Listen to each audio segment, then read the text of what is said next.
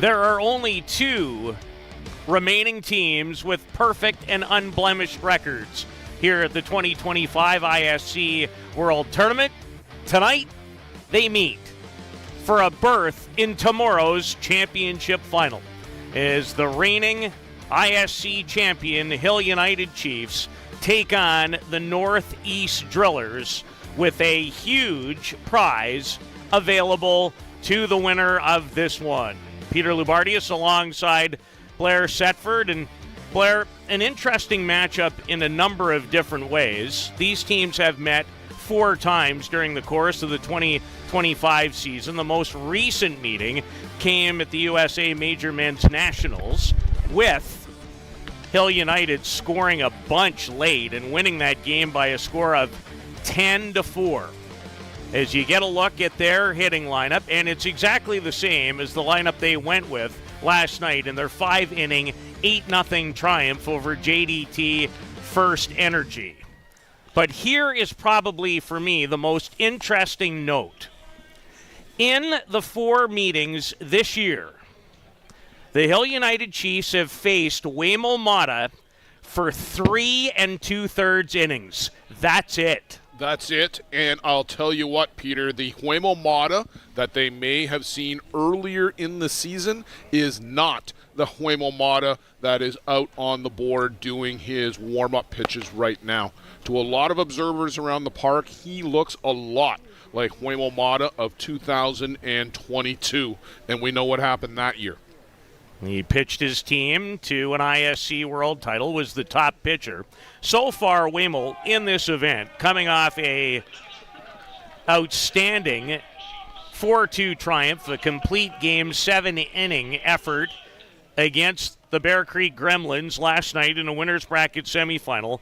Huemul, an 8-time All-World pitcher, has pitched 20 innings, given up 9 runs, 12 hits. He's struck out 34 and walked 9. Those 3 2/3 innings against Hill United came on June 21st in the Chiefs Challenge in relief in a 6-2 Hill United victory. And away we go with a berth in the title game on the line on this lovely Friday night in Mankato. As Shane Boland leads things off, as he always does, for Hill United. The 34-year-old from St. John's is 2 for 10 at the ISC World Tournament with a couple of doubles. On the year, Shane's batting .328 with 7 doubles, 3 home runs, and 11 runs batted in.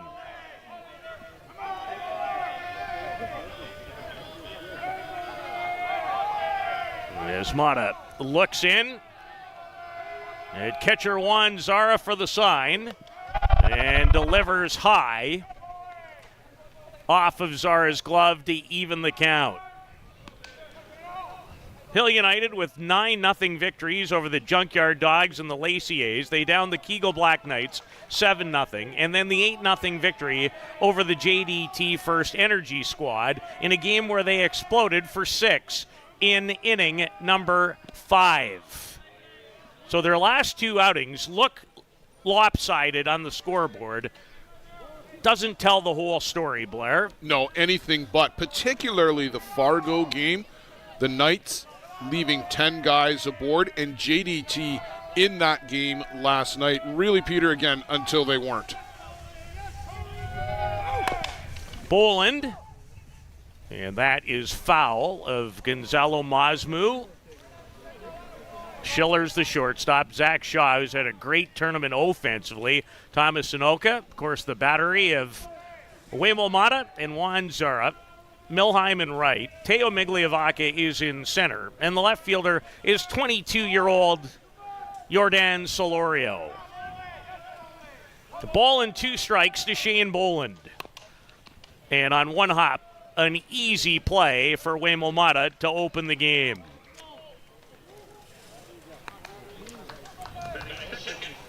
Blair, in watching Huemul this week, what's been the difference as opposed to many of the outings you've witnessed in the last 2 years? He has found the strike zone with consistency. He's working ahead of batters rather than falling behind.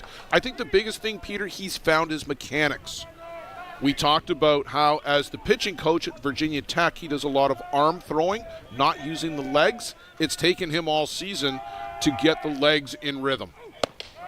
And up and in to Brad Ezekiel, who's 4 for 10, the 8-time All-World player, and 38-year-old product of Holyrood, Newfoundland, who's batting .341 on the year for the Chiefs with 11 home runs and 30 runs batted in. And Mata takes a look at the landing spot, which has certainly been in question at times at Caswell Softball Complex. It's so difficult for that not to get chewed up. Certain guys like big holes out there, pits almost. Other guys would prefer that it remain more or less intact. I think Joe Todd would like for it to be intact. He almost got swallowed up by a crater out there in the ISC2 award ceremony. Mata finds the top of the strike zone on Ezekiel, who's homered here and driven in 5. Has 8 multi-hit games, 10 multi-RBI games this year.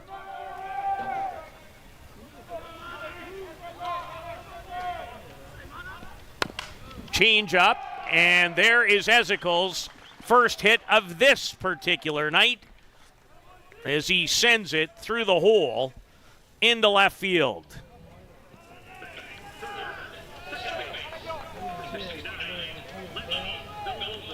I don't refer to him this way often, but really should. He's a professional hitter.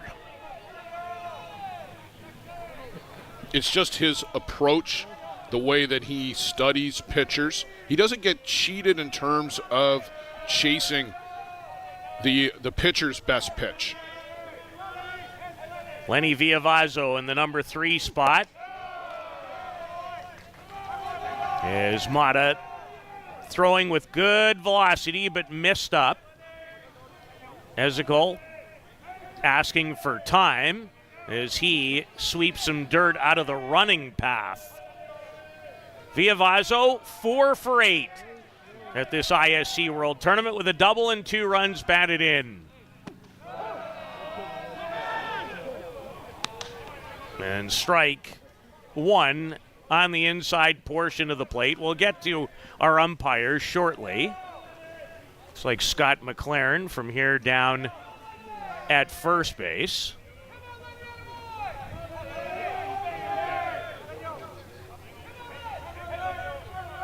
The 1-1 to Villavazo, who missed 6 weeks earlier in the year due to injury. This is a mile in the air. Solorio over, and he'll run out of real estate. Just dropped on the other side of the fence. Villavazo swung it well in Oklahoma City at the USA Major Men's National Championship, where Hill United lost in Game 2 of the championship final. He had not played in a game prior to Oklahoma City, talking about Villavazo, since he jammed his wrist in Mitchell, Ontario, diving into second base in a game against guess who? The NorthEast Drillers. Lenny had a brace on the wrist and the thumb all summer long following that game. Every weekend I'd see Lenny. Playing yet? No, boss. 2-2. Ezekiel aboard with a base hit. Solorio in good position and will move 3 or 4 steps to his left for out number 2 as Villavazo with a good at-bat but flies out.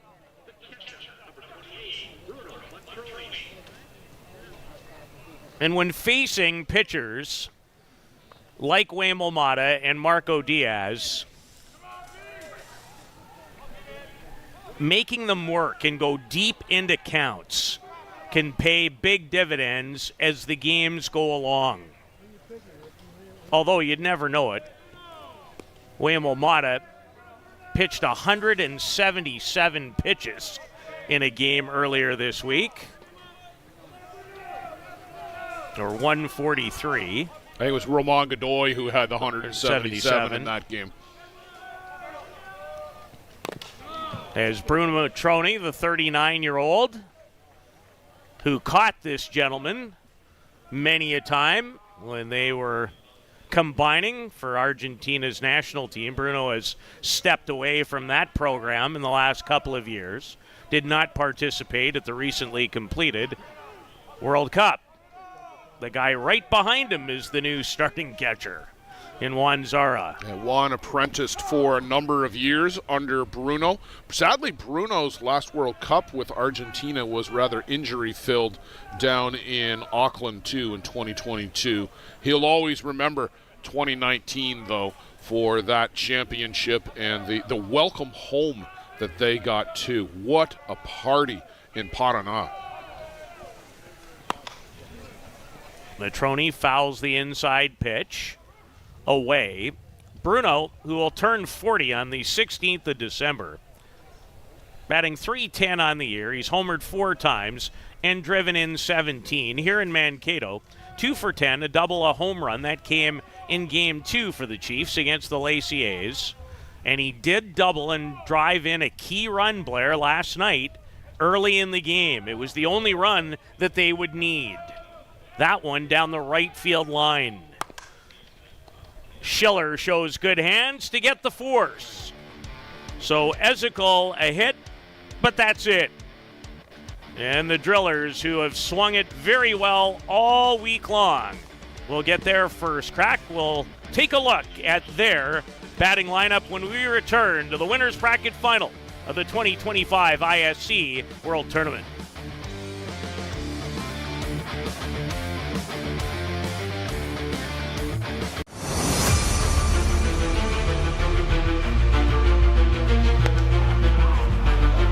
Called strike 3, the outside corner. They weren't going to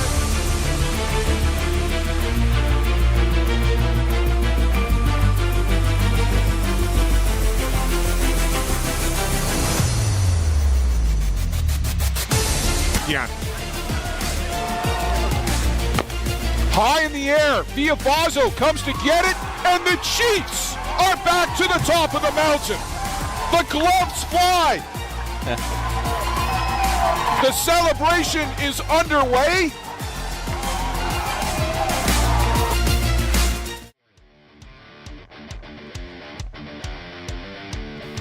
Marco Diaz, as expected, gets the ball in the circle as he has to begin every game. And here's the lineup that Marco and the Chiefs will face: Migliavaca, Milheim, Solorio, Zara, Schiller, Anoka, Kronk, Masmu, and Zach Shaw, who's hit as well as anyone here in Mankato, despite the fact that the second baseman is in the number 9 spot. In the outfield for Hill United, Nick White in left, Ezekiel in center, and of course Alan Pecker gets the start in right field. Boland's the shortstop, Lenny Viavazo at second, Tony Gonzalez is at first, Blake Hunter is at third base once again. In the battery, Bruno Matroni and Marco Diaz. Marco has pitched 19 scoreless innings so far during this event.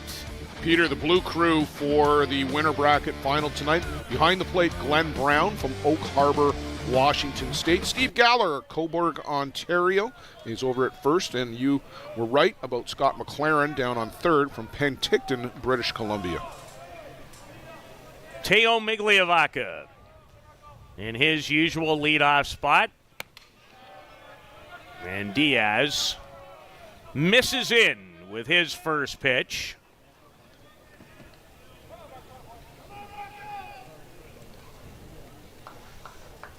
And something got into the eye of Bruno Matroni. He had the mask off pretty quick, and maybe just a little fleck of dust.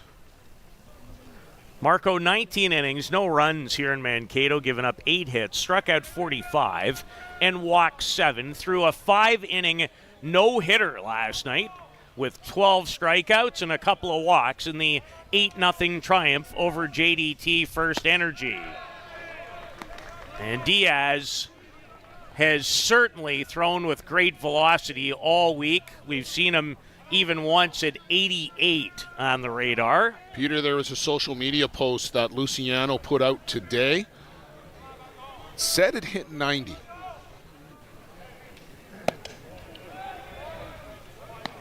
As Diaz looks to find his rhythm early.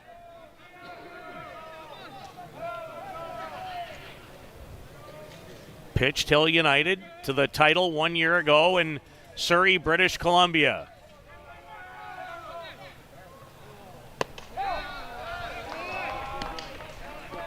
And he delivers the drop ball for a strike on the outside corner. The one pitch that he has used very effectively has been the rise ball. And that hasn't always been a pitch that he went to in key situations. And he battles back to post his 46th strikeout of the tournament as he gets Teo Migliavaca. And he's never easy to strike out at any time. No, he's not. And you talked about the rise ball, Peter. That's a change of form for Marco Diaz. It's always been about velocity, the drop, and then the changeup, how much he can gear that pitch down. Adding in the rise as a strikeout pitch is phenomenal. Blaine Milheim is having an excellent ISC World Tournament. 2 for 4 in the win over the Bear Creek Gremlins last night. He homered and doubled in that game. Has a hit in every game they have played. In fact, he has 3 multi-hit games so far this week. The pride of Homer, Michigan, the 28-year-old member of the United States national team. Recently, he and Marco Diaz were playing together. Now, they're on very opposite sides, as those two combine to help the United States win a bronze medal in Prince Albert, Saskatchewan. There's Milheim ahead in the count. And Diaz thought he had his first strike. but falls behind Milheim to the tune of 3 balls and no strikes. And a big grin from Marco Diaz. Peter, the home run by Blaine Milheim last night, the insurance run that the Drillers needed, and of course a couple of late solo shots by the Gremlins made that one close. You can never get enough runs against any of these top teams. That's so true. 3-1 to Blaine Milheim.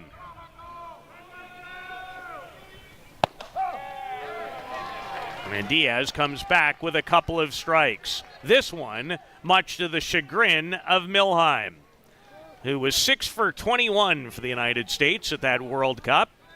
A .278 batter at the ISC World Tournament 1 year ago. And he was 5 for his first 5, Blair, or 5 for his first 6. And he punches one into right field as he just continues to remain hot. Well, he's the number 2 leading hitter in the tournament, and another couple of at-bats like that, he'll take over that number 1 spot from Fetty Eder. That's his 8th hit. I have him at 8 for 15. Federico Eder is 12 for 20 for STK. What a story they've been here. Boland and Villavazo can't make the catch. No, he just flat out dropped it. So a tailor-made, what looked to be 3-6-4 double play. And I don't know if Villavazo got screened a little bit. No, he just missed it.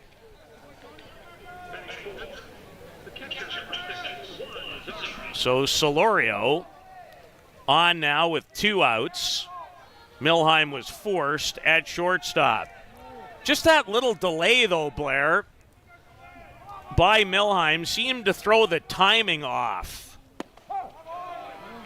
Juan Zara in the batter's box. The 32-year-old from Paraná in Argentina, batting .400 on the year for the NorthEast Drillers. 3 home runs, 8 runs batted in. He's 5 for 12 at the ISC World Tournament. Well, no hit bigger than that walk-off home run 2 nights ago for Juan Zara off of countryman Roman Godoy. That in a 7-6, 8-inning triumph over the Ostrander Norseman.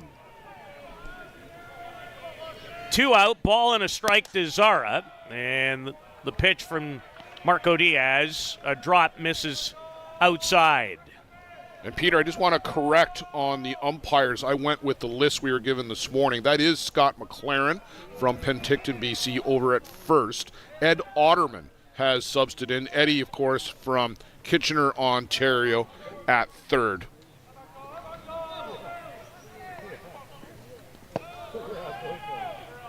Believe that was a changeup, or either that or just slipped out of the hands of Marco Diaz, who falls behind. 3 balls and a strike. 1 on and 1 hit so far in this half inning.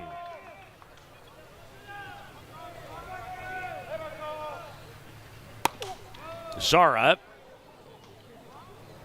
inside out type swing, and thankfully that didn't hit anybody. Just a screamer over top of this fence. It had people ducking for cover over there, I know that.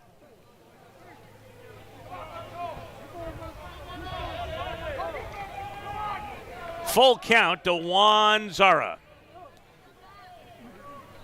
who was a second-team all-world performer last year at this event in Surrey, British Columbia.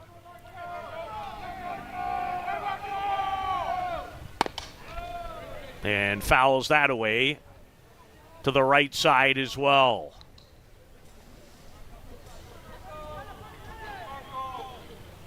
So an early error for the Chiefs, or they'd be out of the inning.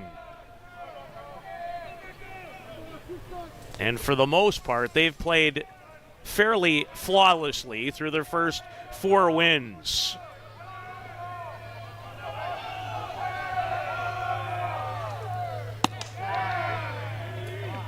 And Diaz missed on the payoff pitch and walked Zara.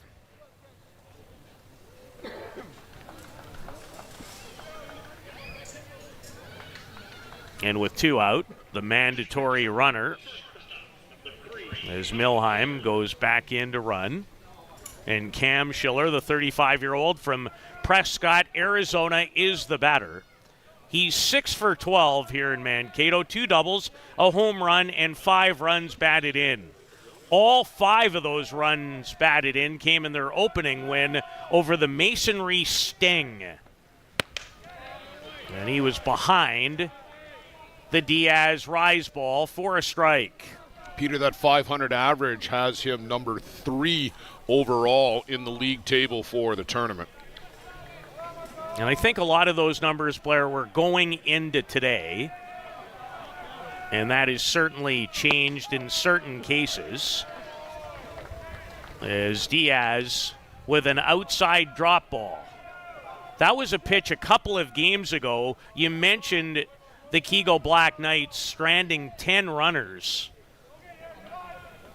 in a Chiefs win earlier in the week. And it was difficult for him to get that pitch to left-handed batters, and Schiller on the high rise up in the zone, able to hack it back to keep the at-bat going. Runners at first and second, 2 out, 2 strikes to Schiller, who hit .450 for the United States at the World Cup, as he's been a long-time member of that team and starting shortstop. So an early opportunity for the Northeast Drillers. Did Schiller go? The answer is yes. So a quality changeup from Marco Diaz, who works his way out of a bit of a jam. It's 0-0 in this winner's bracket final on Friday night at the ISC World Tournament.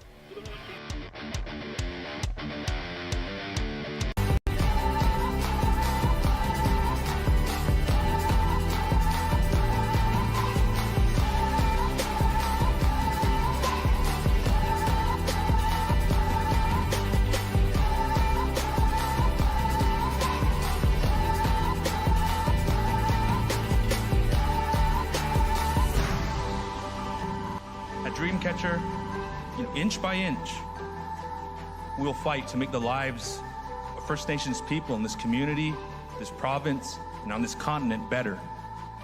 I know we have a long way to go, but I'm proud to say as long as our people have a need, Dreamcatcher will be there for them.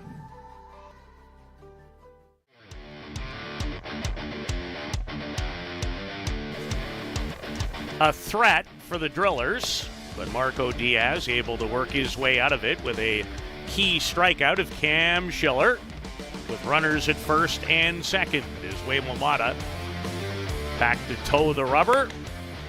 He gave up 1 hit in the first to Bradley Ezekiel. Tony Gonzalez, the 35-year-old from Mexico, batting .309 on the season for Hill United.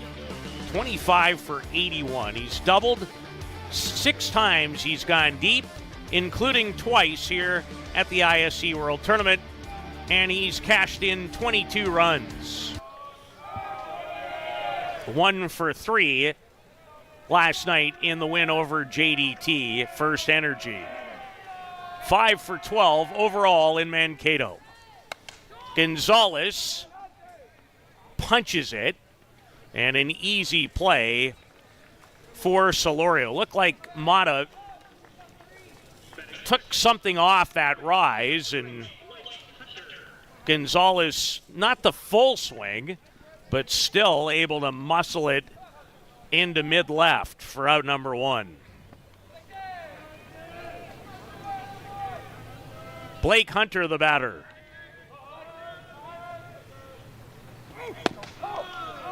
And he looks at a strike at the knees. The 38-year-old from Nanaimo, British Columbia, is chatting with Blake, who actually pitches in his home league. They have 3 teams who play in Nanaimo. It came up at the hotel today because I said, is there a position in this sport that you don't play? And he goes, no, I even pitch in our home league right now. And told me, I got a pretty good changeup. He said the other pitches aren't quite as good. I know one thing, he's a pretty good hitter. 3 for 11 here in Mankato. 317 overall on the season. And again, a little something off. At least I thought so. The radar would suggest differently. I thought I just saw 87. I don't know about 87, but he was 82 consistently last night. There's no way that rise was in that neighborhood. There's a fine changeup that Mata wanted. Got a big grin on his face. As another ball ends up out there. He'll make the exchange and throw a lovely knuckler back to his catcher. That had They no all spin do that. on it at all. Every time there's a loose ball like that where they're bringing it back to the catcher to give it to the umpire, they all throw knuckleballs. Every single one of them. I haven't noticed it a lot, to be frank. Can't just throw a four-seamer in. Got to throw a knuckleball. 2-2 to Blake Hunter here in the second inning. And a good swing by Blake on the drop ball. At 80 miles an hour, Huemul Mata, 8-time All-World player at the ISC World Tournament. He's headed to the Hall of Fame, isn't he, Blair? Certainly with those numbers, they're not getting any worse, are they? Doesn't seem to. Not that he's anywhere ready to think about that. And Hunter does well to stay off the rise ball. Older brother Lucas headed to the Hall of Fame next year.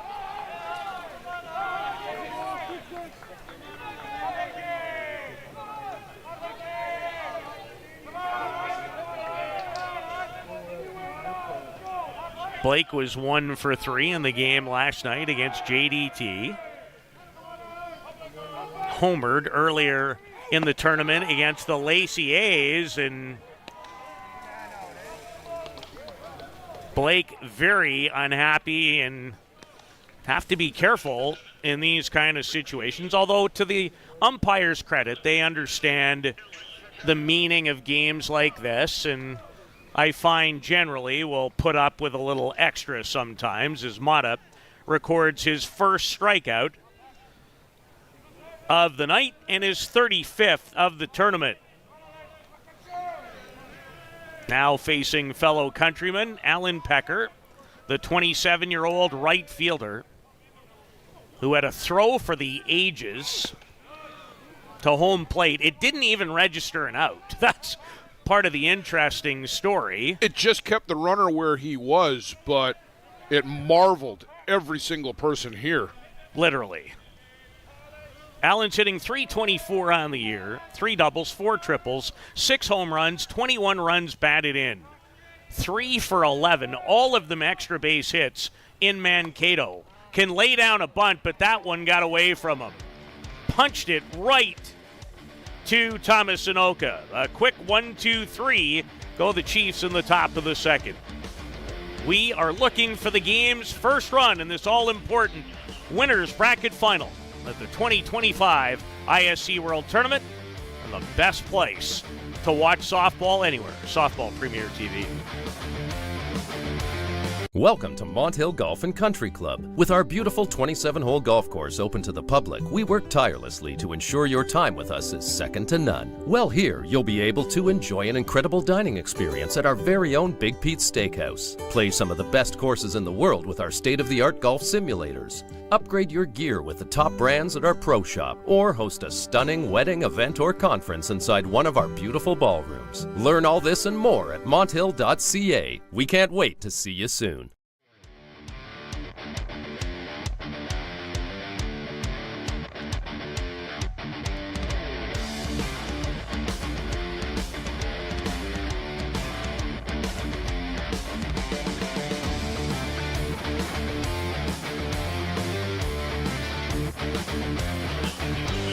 Thomas Anoka, the 34-year-old from Auckland, New Zealand, longtime member of that country's national team, to start things in the bottom of the second in the 0-0 game to the winner.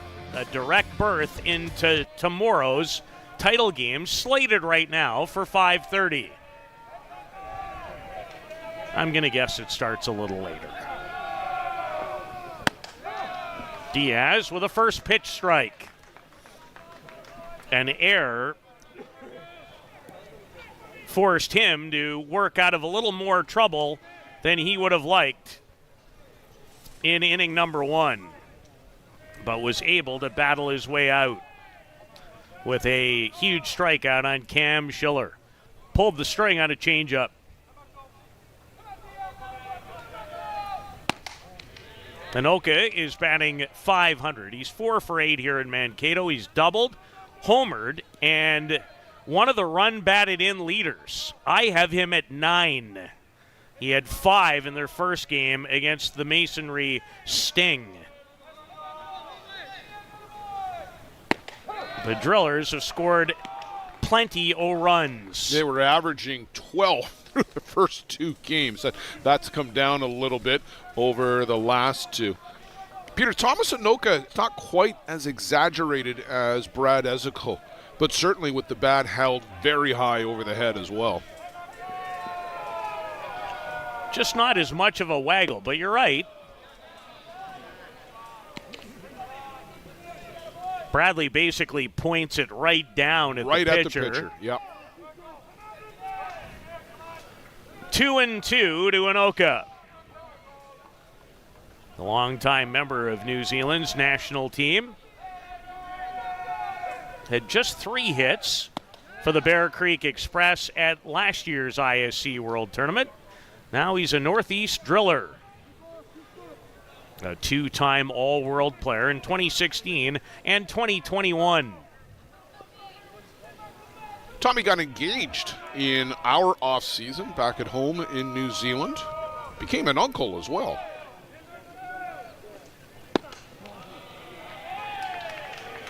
And has drawn a leadoff walk to begin the bottom of the second inning. Has always had a good eye at the plate and has worked more than his share of walks over the years. Marshall Cronk, the 30-year-old from Brisbane, Australia. 1 for 7 here in Mankato. 1 hit came against the Masonry Sting. Had 4 hits for his home country at the World Cup.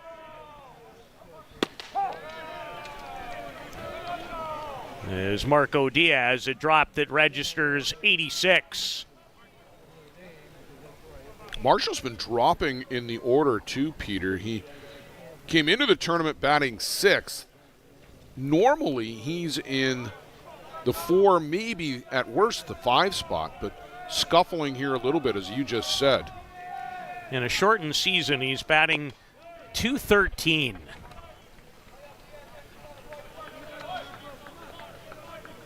And they actually pinch hit for him last night. Now, that was more about getting Riley Macchia into the game than it was pinch hitting necessarily for Marshall Cronk. That just happened to be who was due up. And boy, did he deliver. Oh. 2-run double. A ringing double. Smashed it off the fence.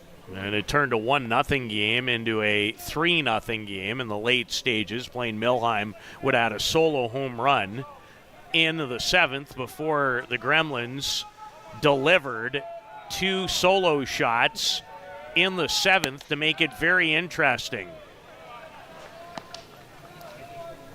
And Marco Diaz does not look quite as comfortable early in this game as he has in other games this week.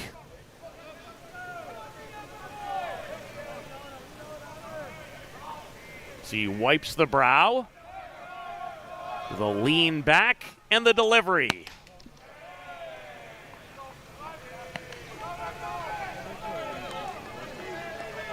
The count runs full to Kronk.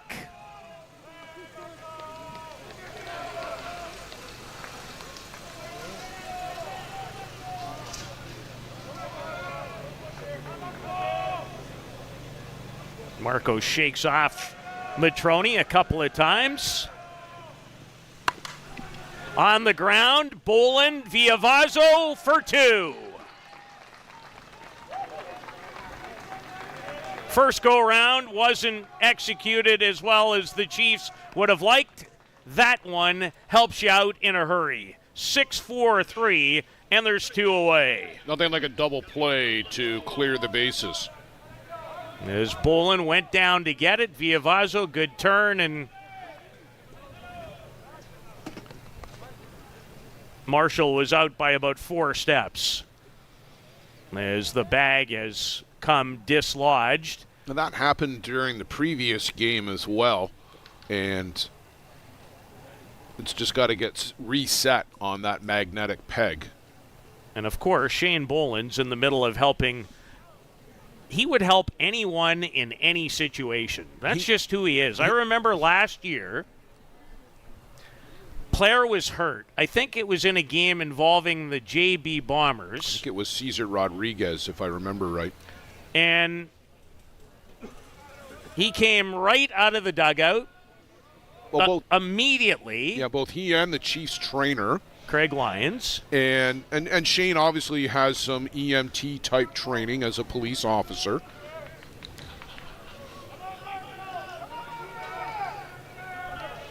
But when the EMT showed up, Shane was helping roll him onto the board. The whole thing. Yeah. Certain things you never forget. That would be one of them. Gonzalo Masmu, the batter now with 2 outs. And with the injury to Riley Macchia, that's why he's played more. Blaine Milheim would be at third, and Macchia would be in right field. Yeah, that's exactly right. So Diaz trying to find a groove. And a double play ball absolutely helping the causes. As he falls behind Gonzalo Masmu, who is not from downtown Mankato, in case you were wondering.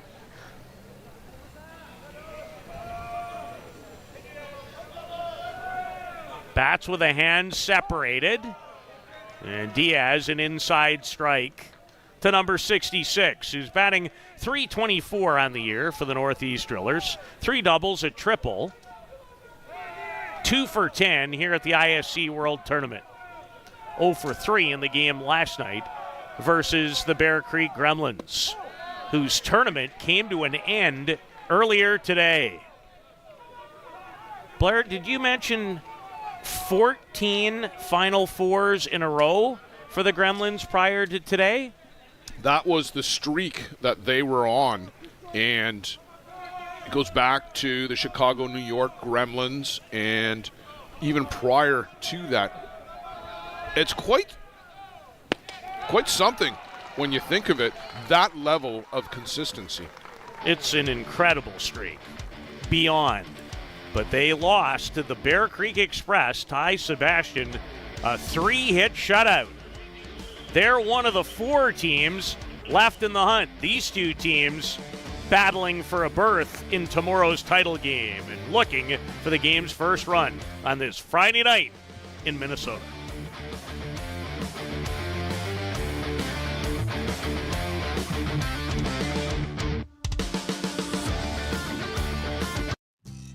A metal roof lasts a lifetime.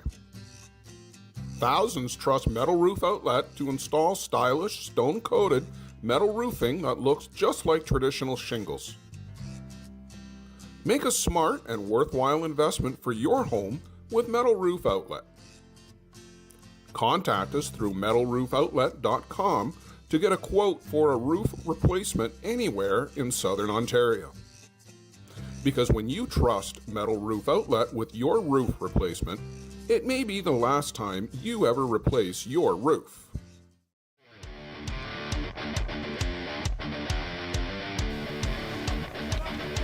Huemul Mata throwing well, as he has all tournament long. He has held Hill United to just one hit in the first 2 innings. In fact, both teams have one hit so far. Peter, to use another sports analogy, it feels like a heavyweight fight where there's a couple of jabs, just feeling each other out. Nobody's thrown a haymaker yet. Nick White, the batter, the 21-year-old from Truro, Nova Scotia. And he has really taken advantage of some extra playing time in his third year with Hill United. 407 on the year is the batting average. Double, triple, 2 home runs, 12 runs batted in for Nick, who leads the team by a considerable margin when it comes to stolen bases. And there is no shortage of speed in the bottom third of the Hill United lineup. And Blair, it was a big key last night late in that game against JDT. Yeah, it was these 3 guys at the bottom of the order creating havoc out on the base paths for JDT. White tries to drop down a bunt base hit. 3 for 6 is Nick. Nick still has a very busy couple of months of softball when this event comes to an end. He'll represent Canada at the upcoming World Games that begin next week in China. And then in the middle of September, he'll play in Argentina at a Pan Am U23 championship. Off the end of his bat that time for strike 2. At home, Nick plays in the Shooters Bar and Grill League, as does Justin Schofield and virtually all of the Nova Scotia players here this week. Including Rowan Sears, who's part of the Hill United Chiefs here, with the absence of both Nick Shales and the injured Quentin Bruce. And the Chiefs would love to have those 2 guys in their quest for a repeat and a 7th ISC World Tournament title. And Juan Zara is shaken up. Juan's going to get a couple of extra moments as that foul tip caught him in a bit of a tender spot. Always appreciate the umpires who will find ways to give their catchers a bit of extra time, whether it's cleaning the plate, walking the ball out to, and he's commiserating because I'm sure Eric Corus has had that happen to him too. That's good umpiring. 2-2 to Nick White. Supposed to be Glenn Brown, but I don't think that's Glenn Brown back there either.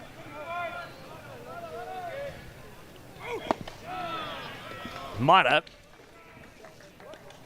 bears down and has his second strikeout of the evening. Luciano Biondi, just 22 years of age, from Argentina, leads the team in batting average, .423, and he's an impressive 5 for 12 here at the ISC World Tournament. Double, home run, 4 runs batted in. A double and a run batted in last night against JDT First Energy. And he really got on a roll, Blair, late at the USA Major Men's National Championship in Oklahoma City. Hit the ball really well in those last couple of games. And again, this is somebody when the ball gets on the ground, he flies. You can't let the ball bounce twice, or you can't let it bounce in and out of your glove. How many World Cups is he going to play in before he's all said and done? He'll have a ways to go to catch up to Cole Evans. Good point. But he'll play maybe 4. Again, not unlike Nick White with that excellent speed. Tempted to lay down a bunt. There will not be another World Cup until the year 2029. So it will be a bit of a wait on the world calendar. Biondi will play for Argentina at the upcoming World Games. First time men's fast-pitch softball has been in a multi-sport competition for a while. And that one got a bite again out of Juan Zara.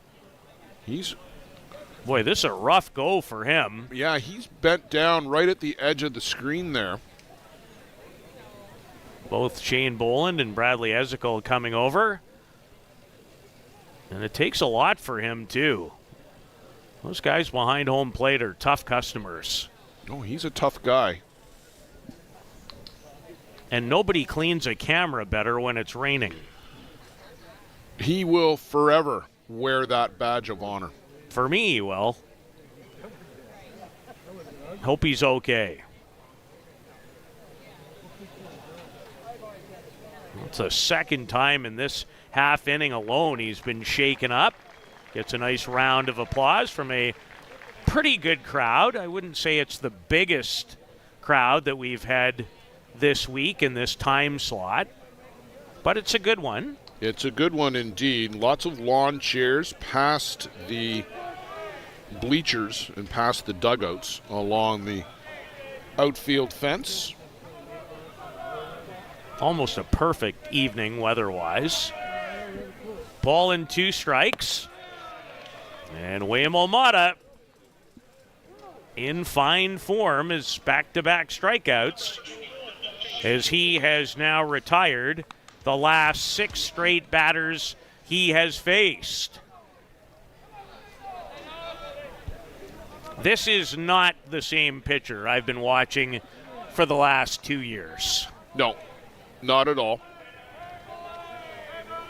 This is the guy that I have remembered watching mostly internationally and at an ISC or two. Well, the 2022 ISC was on the club scene, Huemul Mata's crowning achievement. That championship game late in the evening in Moline after a 3.5-hour rain delay, 150 pitches to win the ISC championship. Shane Boland grounded back to the pitcher in the first. 2 out for the Chiefs in the top of the 3rd inning. He's in the 79, 80 mile an hour range. He'll top up to 81, 82, Peter, but he's not going to be into Marco Diaz territory. Shakes out that right pitching arm. And did not miss the mark by much to Shane Boland. Now 2 for 11 here at the ISC World Tournament. 8 for 24 a year ago in helping Hill United to the title.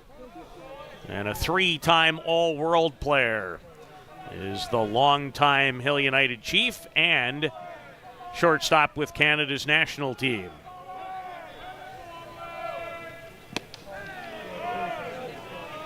Canada will graduate many between now and 2029. Well, you and I counted up at least 9 guys that we figured on the current team this would be their last hurrah. Not sure about Shane, but He's on the border. He's right on the border. He'd be 38. For the next one, check swing, off balance, but still more than effective. Another 1-2-3 inning for Huemul Mata, who has his best, it would appear, again tonight in this winner's bracket final at the ISC World Tournament on Softball Premier TV.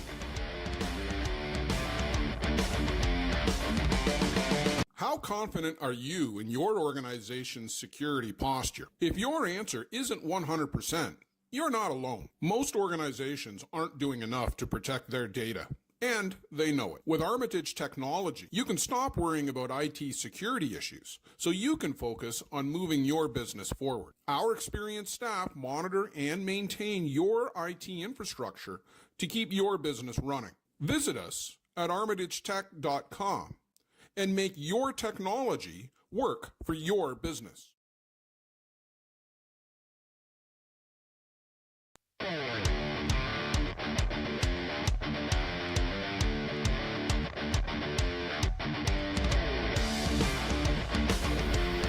Marco Diaz and Huemul Mata, two of the best on planet Earth, involved in a pitcher's duel to begin this winner's bracket final. Zach Shaw hitting very well, despite the fact that the USA national team member bats in the number 9 hole. That's a nice luxury to have when he bats 9th. He's really improved at the plate over the last couple of years, Peter. The 9 spot for Zach Shaw was a difficult spot for a couple of years. In the last, I want to see, season and a half, but especially this year, he's hit the ball all over the place. 4 for 10, has a couple of homers here and 4 runs batted in.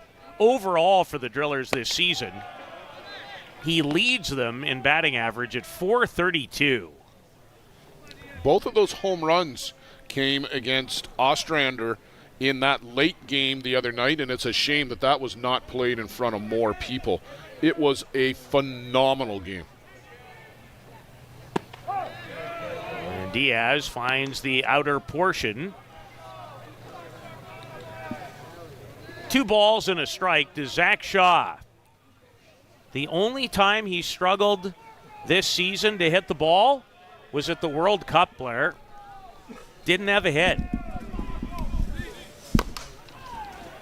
Viavazo with a tough play to make, and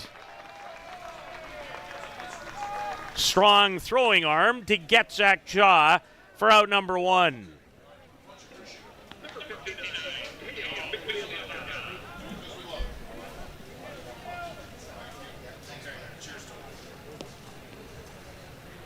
Lenny Viavazo ranging to his right, and then a strong throw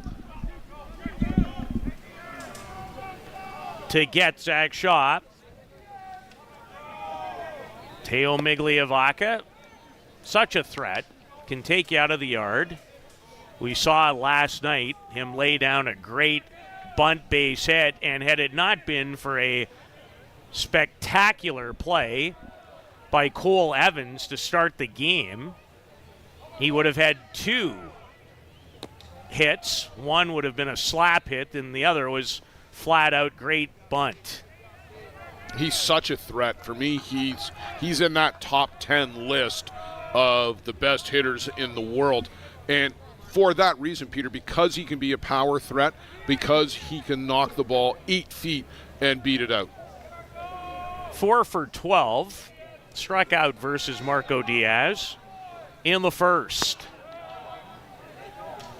And Diaz falls behind Migliavaca. Well, they're trying to work that outside corner again, and we talked about, and you've already mentioned it, struggled to get that call 2 nights ago. Not so much tonight. 3 balls to Migliavaca, who's taking all the way. And Diaz bends one in for strike 1. Teo hit a marvelous .556 at last year's ISC World Tournament. He was 10 for 18. That'll get you on an all-world team. And he has questions. 88 miles an hour from Marco Diaz. Teo's going to go take a walk. He's got a bit of a sardonic grin at the moment.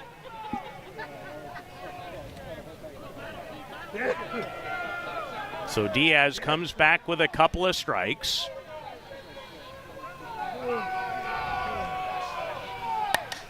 And Migliavaca fouls that. Well out of play.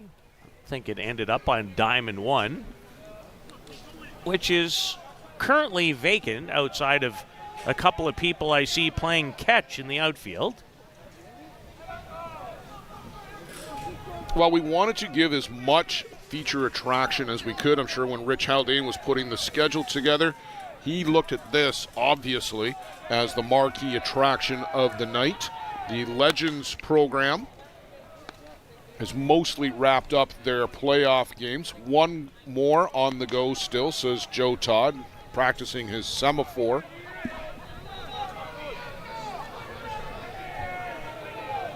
Well, that would be a decent game then. Canada Maccabi with Patty Shannon, Jared Martin, and a couple of other pickups. Another 3-2 to Migliavaca. And he is having himself a quality at-bat. And he's no stranger to them. 5 for 14 for Argentina and a very disappointing World Cup for 3 countries: Canada, Argentina, and Australia. Many predicted those 3 to be on the top part. Well, yours truly was one of them. Well, I would have been too if I had an opportunity to predict. And Migliavaca thought it was ball 4. The home plate umpire, other ideas. Guys need to be careful. Again, it's good quality umpiring. There was a day where you really couldn't argue balls and strikes. No, not at all. Bruno was set up outside the plate and caught that over the outside knee. I think if that pitch is going to be there for Marco Diaz all night, he would be wise to go to it a lot. Blaine Milheim is the only hit off Diaz, as he went the other way and hit one into right field between Gonzalez and Villavazo at first and second. 2 away in the bottom of the third. A berth in tomorrow's championship final on the line. Villavazo, some kind of play.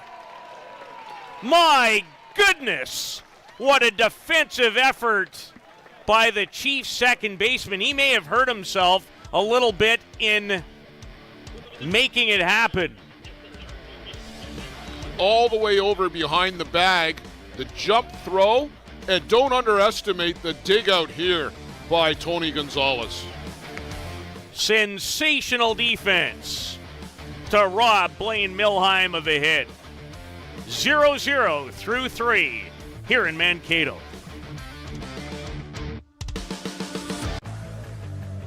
Let's talk about a local one-stop shop. Live Well for Life is just that. A fitness, nutrition, and therapy facility all under one roof. Located at 3878 Wellington Street in Mitchell, Ontario, you can get so much done in just one visit. A full complement of staff on hand include chiropractic, massage, and personal training to get you back to your healthy self. Find them on the web at livewellforlifeinc.com or give Live Well for Life, a proud sponsor of the broadcast program.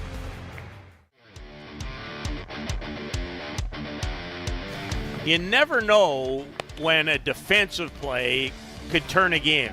Blair, we just witnessed one that maybe could turn a game, made by Lenny Villavazo, who just makes a spectacular play right here to retire Blaine Milheim. You could put this up against any Major League Baseball web gem, as they call them, and that stacks up right there. Could not agree more. Bradley Ezekiel, the batter, on the season. He's 31 for 89. Michael White. First ever ISC World Tournament I was lucky enough to watch. Michael White was the star in Saskatoon in 1987 when he pitched Teleconnect to that title. It's also the first time I watched a guy by the name of Brad Underwood. Yeah, he was pretty good too. Who had an arm the size of this park. I watched Michael White in 2002 in Kitchener in tandem with Doug Middleton as the St. Joe's, Missouri Frontier Casino players come out of nowhere and upset Gerald Muslar and the Broken Bow team to win the World Championship that year. Lenny Viavazo in the batter's box after making that spectacular defensive play to end the bottom of the third. Lenny flew out to Jordan Solorio, a fellow countryman, in left field. Blair, if Mexico continues to find some pitching 4 years from now, they're going to be a problem. This kid, Carlos Parra, is a prodigy to keep an eye on. He's already got a world-class changeup. You think about, Viavazo would be 30 years old then. The two Solorios, Panuelos. Oh, there's no shortage of good players. No kidding. They were unable to qualify in 2025. They'll be a handful in the qualifying process leading up to 2029. Ball and 2 strikes to Viavazo, and Mata upstairs. He has had excellent command from the get-go.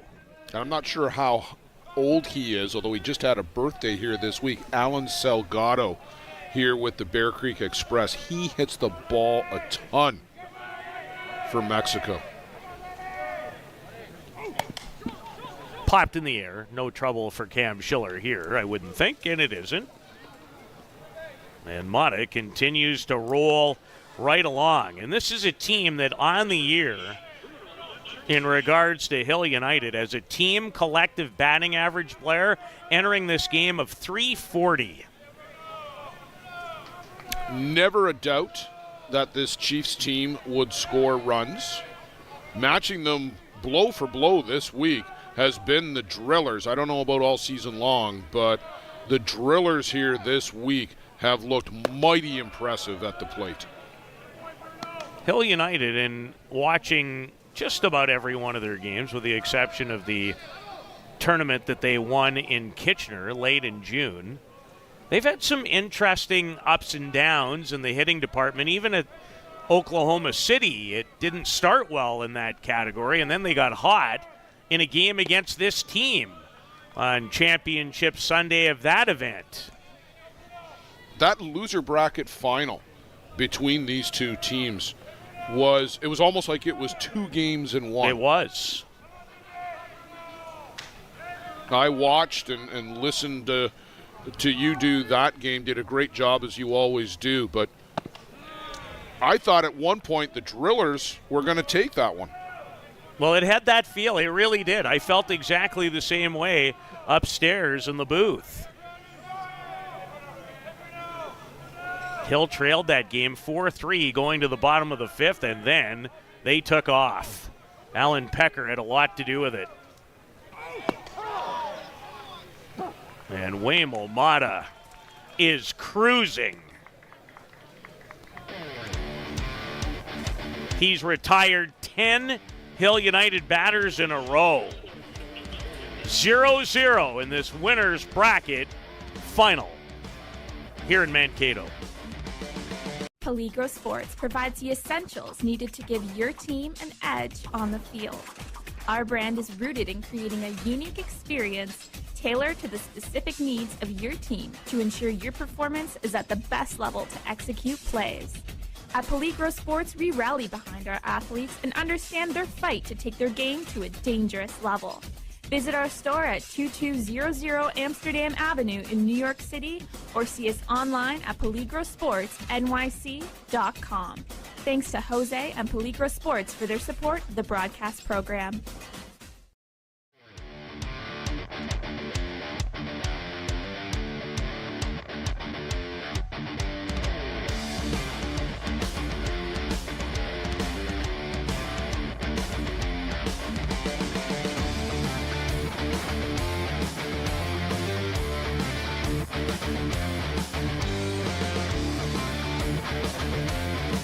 Marco Diaz trying to match Huemul Mata tonight. The pitcher's duel. Only, by my count, I believe, 2 hits in the game.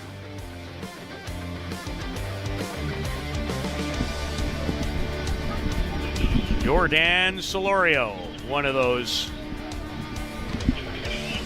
on the rise players from Mexico. He's just 22 years of age. Fortunately, his brother Emiliano unable to participate. He's on this team too. Yeah, that's a real unfortunate situation. He was heartbroken about not being able to get here. I talked to Ron and Amy Hackett both about that, and nothing that could be done about it. He'll look forward to the fall season and into the winter, playing in Mexico, and be back in the U.S. and Canada on the tournament circuit next year. He had himself a whale of a tournament at the Chiefs Challenge, where these two teams met. Well, Jordan injured himself earlier in the year, too. And Emiliano, because of that, got more playing time and really thrived. Jordan on the ground. Blake Hunter has to hurry in time. And speaking of, he came up a little bit lame over there. He's going to run that off going back to the dugout, but he did not look comfortable crossing the bag. You'll see it here on the replay. And Blake doing the smart thing. If you've knocked it down already, no need to put it back in your glove. And if he had, he might not have thrown out Solorio for the first out. A change up to Juan Zara that has, would you refer to it, a sardonic grin? Yes. That's a nice term. I don't know if you would say that the look on Marco's face was of that nature, but he was grinning. Zara hits it hard into right field.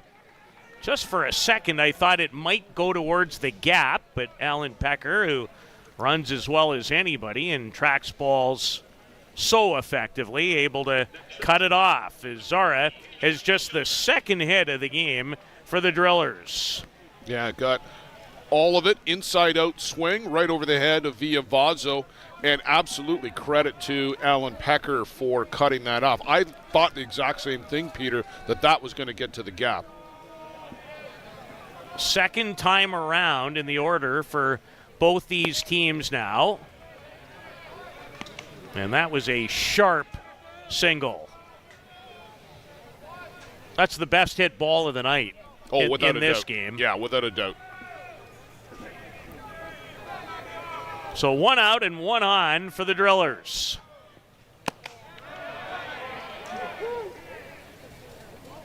And they ask, but Schiller does not go around. He struck out when Northeast threatened. Jeff Ellsworth is going to come out of the Hill United Chiefs dugout. He was named to the ISC Hall of Fame class of 2026. And once again, congratulations to the pride of Prince Edward Island. Next week, he will be coaching PEI's entry in women's play at the Canada Summer Games.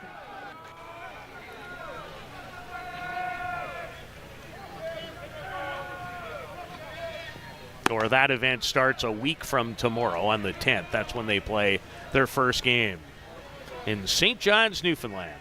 Is he going to China with the men's team? He or is no? not going. He is not going to China. No, he's coaching at the Canada Summer Games. I was just wondering if, when you said it was starting a week tomorrow, if he was going to.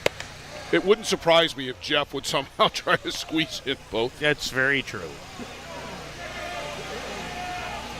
Probably sell about 6 houses next week, too. 3 balls and a strike to Cam Schiller.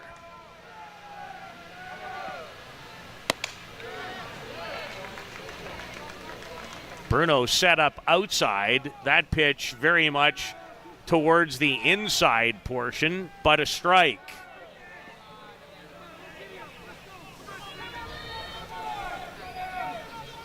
Another full count. This one versus Schiller, and walked him. And you just saw Marco Diaz spin around, tap himself on the chest, and blaming himself for missing his spot. So first and second, only one out, and here comes Jeff Ellsworth out of the dugout again, but this time it's to have a meeting in the circle, as he knows how important runs are going to be at a premium in this game, it would appear. It may take only one run, but this visit is strictly to slow things down, give Marco a chance to catch his breath, remind everybody on the infield there's only one out. Blake Hunter will be alert to the opportunity to get a ground ball from Anoka and step on the bag and throw to first for 2.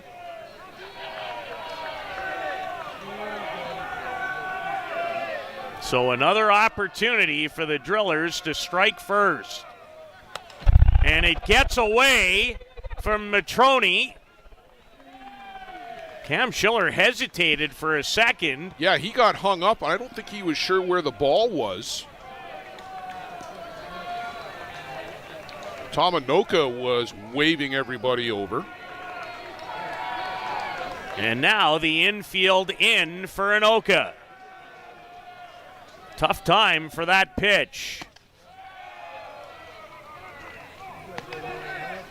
As Diaz falls behind. 2 balls and no strikes. There is a base open here, Blair.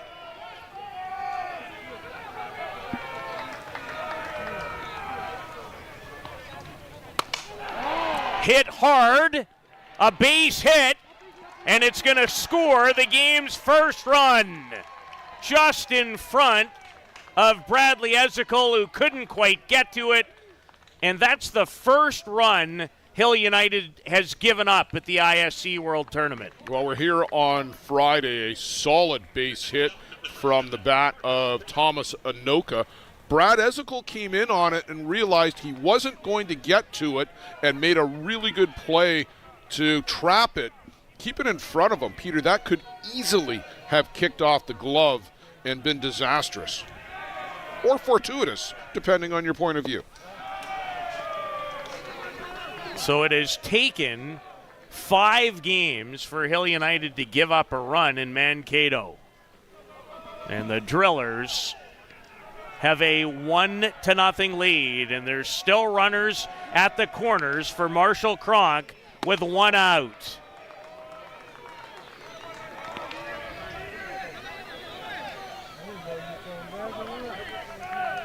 Thomas Anoka delivers the game's first run with his 10th run batted in of the event.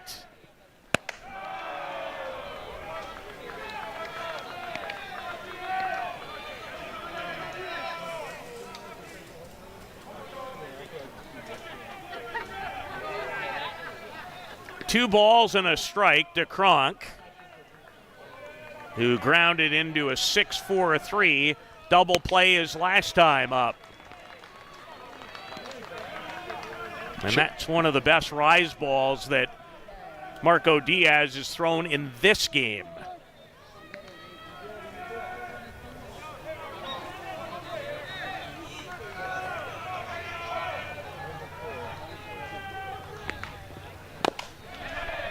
Kronk fouls it back. And late on that 86-mile-an-hour drop. Well, if ever Marco Diaz in this event was to deliver a strikeout, this would be a good time. Came into the game with 45 of them here at the ISC. Has added 4 more tonight.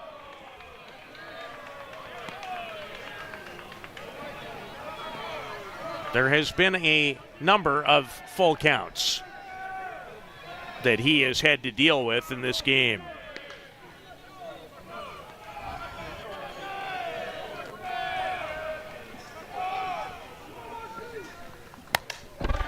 And Kronk stays alive, fouling that into the mesh screen. 75 pitches already, Peter, just here in the 4th.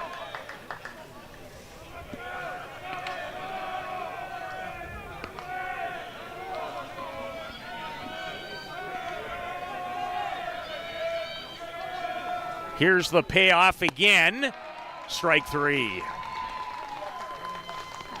And that one bent away and down from Kronk, who goes down swinging. Watch the late movement here. Always so critical. Well, this is actually a rise ball, a low rise. And Peter, in the back of my mind, I was wondering, with 2 runners aboard here, would we see Riley Macchia? And here we are, as he's going to pinch hit for Gonzalo Masmu.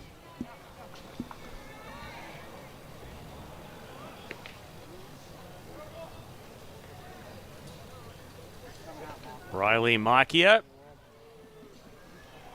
delivered a massive blow, and they're going to put him on. Well, they're very smart because Zach Shaw is a good hitter, don't get me wrong, but Riley Macchia, Peter, coming into this event, and it's too bad that he's hurt. It really is. He might have been the best hitter in the world coming into this event.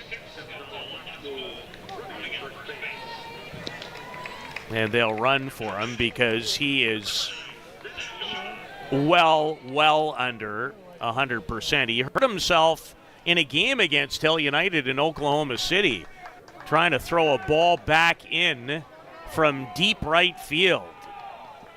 He planted the wrong way.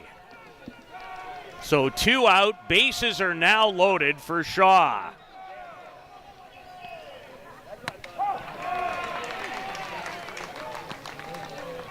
And I don't know if there can be any more ultimate respect than when you move somebody into scoring position by walking someone intentionally. Well, 2 out, it sets up a force at any base. Gets away from Matrone, but that mesh, and Matrone really bounced back to get it. And with Schiller, the base runner, who certainly is a terrific player, but there are many faster Northeast drillers. Well, that's a break for the Chiefs, because if that's a wire mesh fence, that ball just hits the fence and drops to the dirt. Here, with the spring and these nylon mesh barriers, it comes right back. And it's not far back either. Up and in, a swing and a miss. In this very critical situation, the Drillers have scored the game's opening run on the base hit by Thomas Inoka and lead this winner's bracket final 1-0.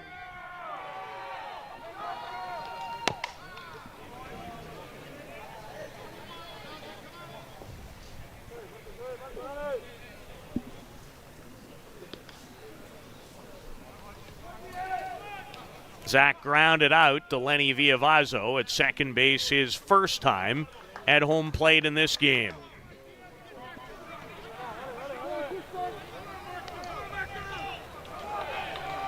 His shot takes a big, deep breath before he steps back in. The 1-2 on its way. Tried to get him with a rise ball. The Drillers bench, Peter, in full throat over here to our left on the third base side. They are into this. Well, it helps when you score first.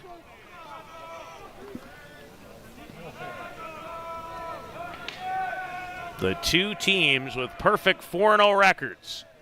A berth in the title game on the line tonight. Change up. Quite a time to pull the string. The Chiefs give up one. It could have been much worse. And Zach Shaw missed it by a considerable margin. But the Drillers are on the board. They lead at 1-0. You're watching the 2025 ISC World Tournament right here on Softball Premier TV. Welcome to Mont Hill Golf and Country Club. With our beautiful 27-hole golf course open to the public, we work tirelessly to ensure your time with us is second to none. Well, here you'll be able to enjoy an incredible dining experience at our very own Big Pete's Steakhouse. Play some of the best courses in the world with our state-of-the-art golf simulators. Upgrade your gear with the top brands at our pro shop, or host a stunning wedding, event, or conference inside one of our beautiful ballrooms. Learn all this and more at monthill.ca. We can't wait to see you soon.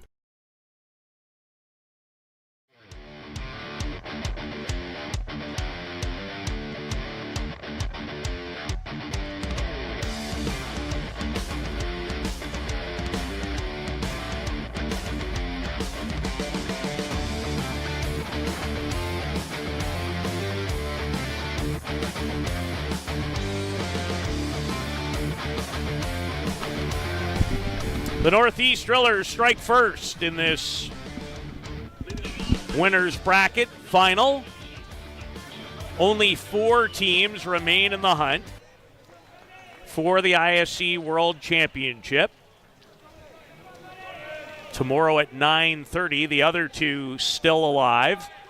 Bear Creek Express, and I would suggest, Blair, the surprising STK fastball team, Gonzalez, Tess Schiller.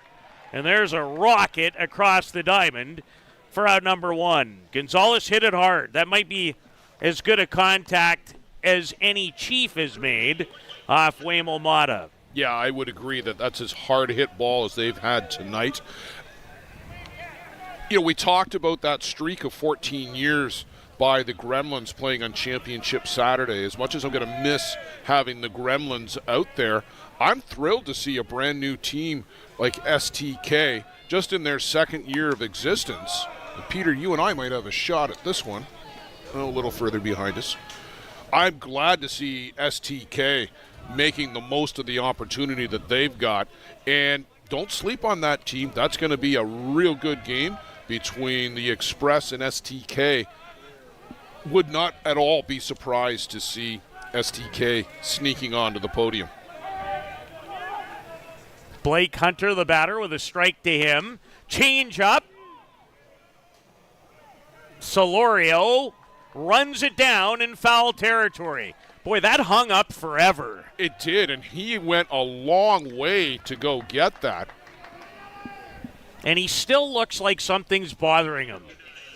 I wonder if just something is jammed in his ankle. When he hit the bag at first base, it looked like he hit it pretty hard. And I wonder if that ankle is just a little tender. He did cover a lot of ground, but it didn't look in flow or in rhythm as a runner. Alan Pecker. A championship Saturday in Surrey for the ages. In 3 consecutive Hill United Chief wins on that Saturday. 6 for 9. 4 home runs, 9 runs batted in, 2 home runs in the title game. Does he have one in him tonight? Peter, when I gave a copy of the 2025 ISC World Championship Guide to Alan, he was so appreciative of the fact that of course, he's on the cover. It just meant so much to him.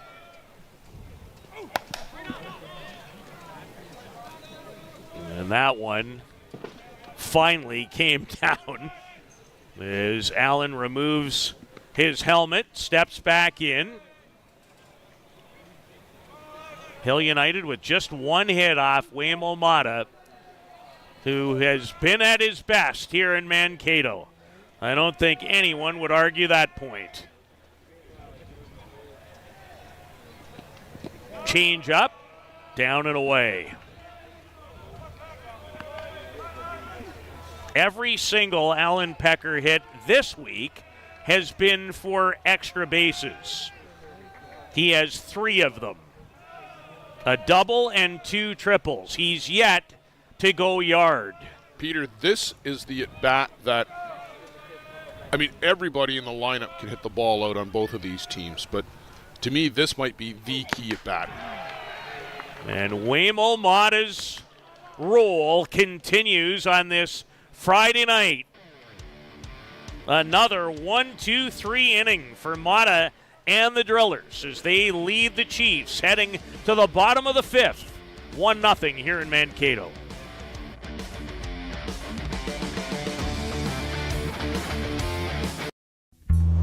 This business was opened in 1965 by my father, Ned Matiosi. Could have walked in here 25, 30 years ago and seen just about the same thing.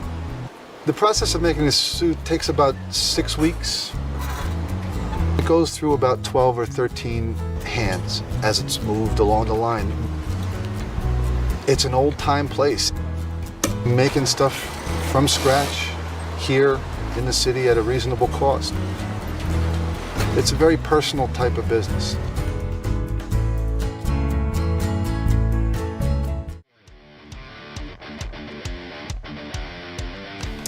Huemul Mata has retired the last 13 batters that he has faced, and his team, the NorthEast Drillers, supplied him with a go-ahead run in their last at-bat.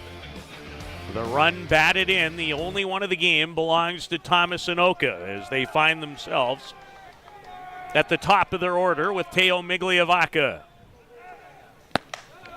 And a swing and a miss from number 59, who has struck out twice against Marco Diaz, who has 6 strikeouts to his credit in the game.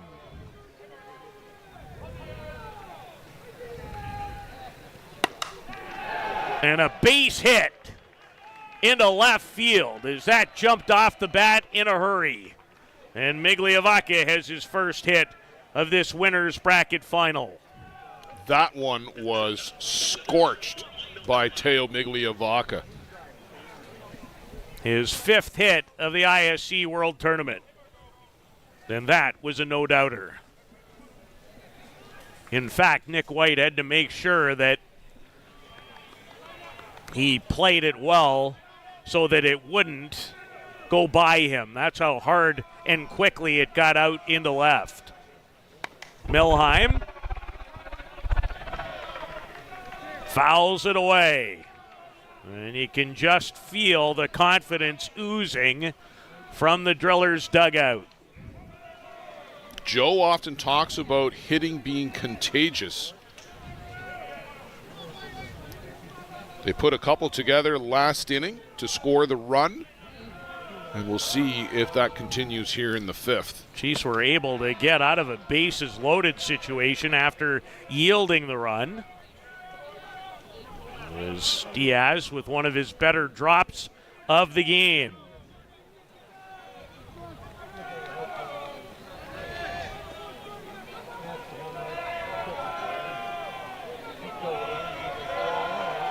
The 0-2. A real good drop ball on the outside corner from Marco Diaz. Milheim chasing after it, but this ball just disappears at the plate.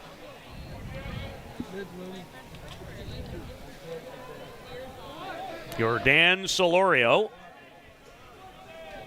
reached on a fielder's choice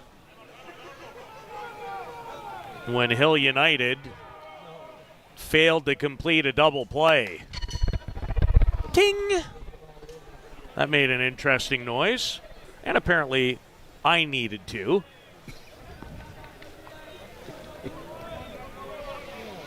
After giving up the hit to Migliavaca, Diaz has worked in a lot of deep counts tonight, Blair, and from behind. Oh, and that's the difference from a night ago where he was consistently ahead.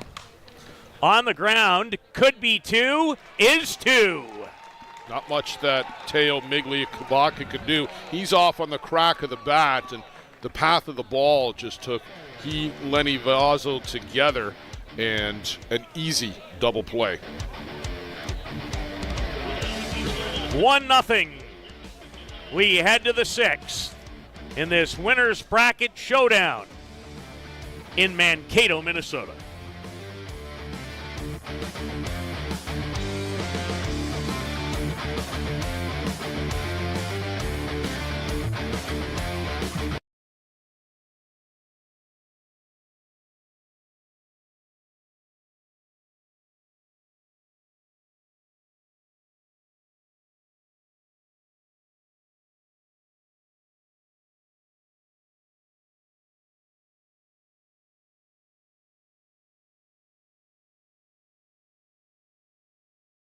Do you need a reliable supply of products to run your business? Are you tired of having to deal with multiple suppliers to get everything you need? Absolute Business Supply is your dedicated, full-service business supply partner, offering over 400,000 products and unmatched customer service. At ABS, we aren't just selling products. We offer a commitment to building meaningful relationships with our customers, getting to know your business goals so we can provide the best possible solutions for your needs. Find us on the web at absolutebusinesssupply.ca.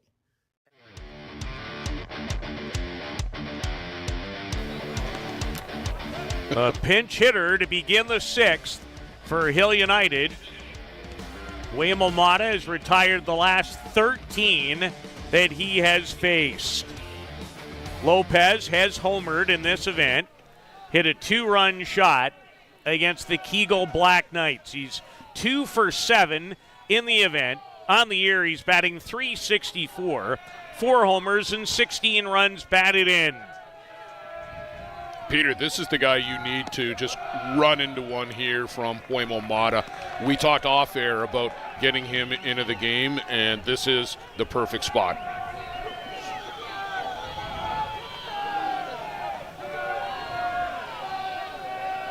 Mata looks in, that arm shake. And 2 balls. Did not go around. Almost surprised they asked in some regard. But why wouldn't you? You don't have a lot to lose, everything to gain. So Lopez, as Mata falls behind, and Lopez cranked that, but foul. He hit it hard, turned on the inside pitch in a hurry. That's Edgar Lopez right there.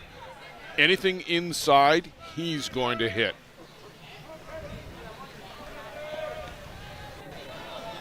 The Chiefs looking for a spark. Mata has been in the driver's seat all night.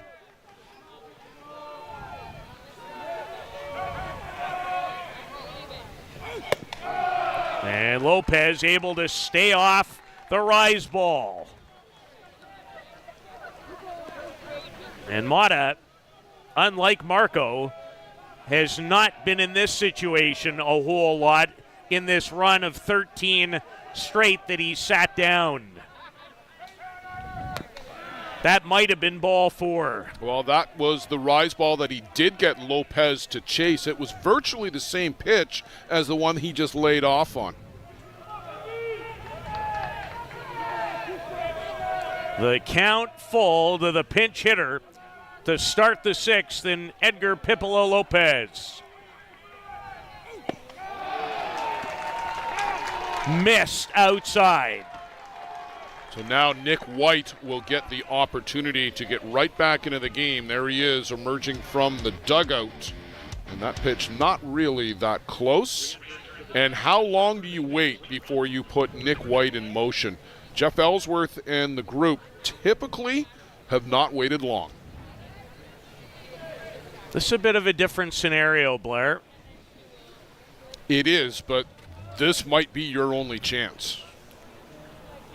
I know you're not a big proponent of bunting. Oh, I think he's absolutely up here bunting beyond he is. This is the conversation right now with Jeff Ellsworth. Ron Hackett, you got to be aware of the speed on first. Don't leave too early because Biondi could push one through to Schiller. And Peter, just while we're in a break, and by request, I want to say hello to the chat in YouTube watching the game.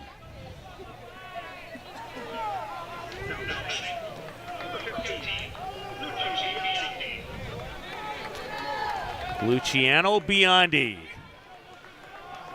Pipolo Lopez drew a walk. Now Nick White in to run. And Biondi tries to lay down a high rise that was out of the strike zone. Really difficult to bunt a good rise ball. As Jeff Ellsworth goes through the signs.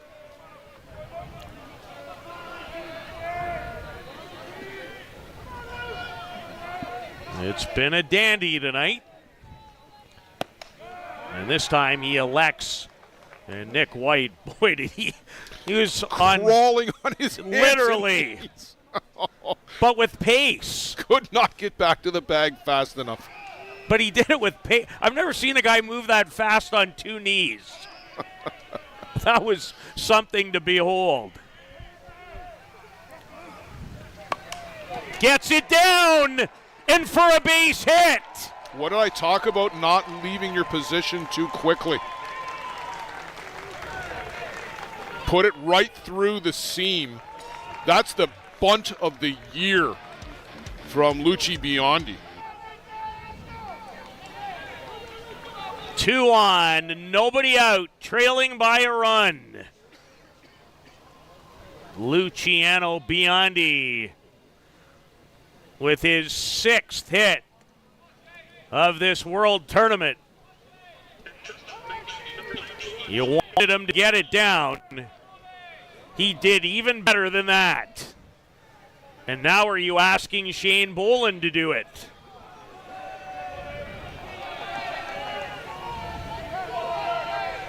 The 34-year-old Chiefs captain, Shane Boland. And he showed bunt and pulled back the bat. You wanted a little drama? You've got it now. Mata had retired 13 in a row prior to the start of the 6th.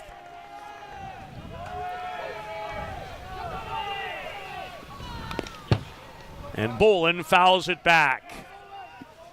Peter, a keen observation by my good friend Matt Palazzo. Huemul Mata falls off to third base. If the Chiefs are bunting, look for them to try and place it on that path that Luci Biondi just did. Exactly right now where Zach Shaw is standing to Huemul Mata's left. See if the bunt's still on at 1-1. It isn't. And Boland fouls it back.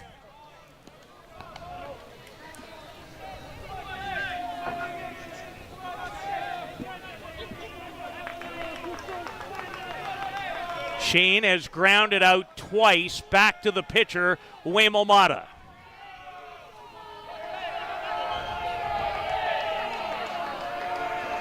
And here's the 1-2. On the ground, Masmu can't handle it. And the bases are loaded.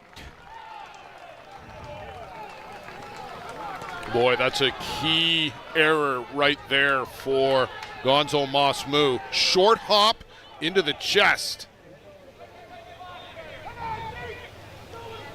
And that's a potential double play, or this situation now, the bases are loaded and nobody out. For Bradley Ezekiel.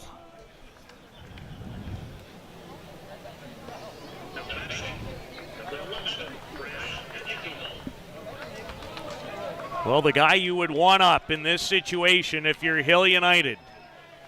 8-time All-World player. Team leader in home runs and runs batted in this season. Trying to tie the game. And it gets away from Zara, and the game is tied.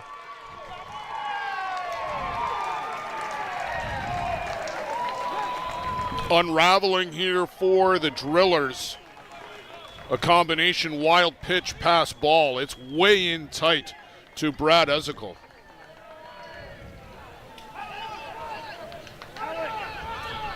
And they're lucky that Thomas Anoka was backing up that play coming down from first.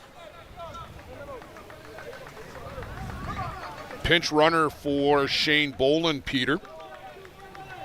Alejo Gonzalez, the young 19-year-old from Mexico. Another late addition. He was part of the group, had one pinch running situation in Oklahoma City.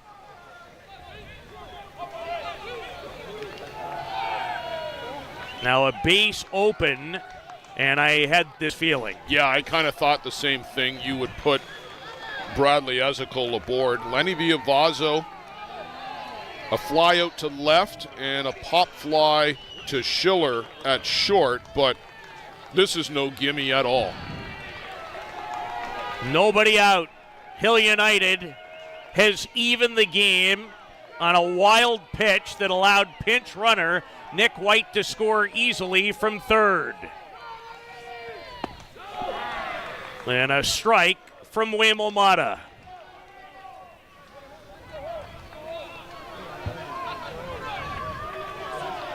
Mata needs a strikeout here. Luciano Biondi, a key bunt base hit.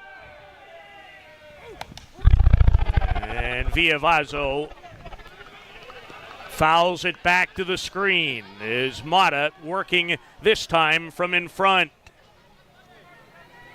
Viavazo has flown out to left and popped out to second baseman Zach Shaw. Lenny Viavazo, the 26-year-old from Mexico, hitting .421 this year with runners in scoring position. But he can't deliver in this spot.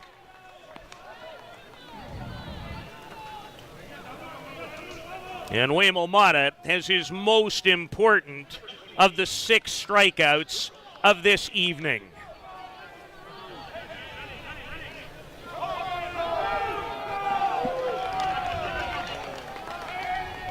And the batter is the 39-year-old veteran, Bruno Matroni.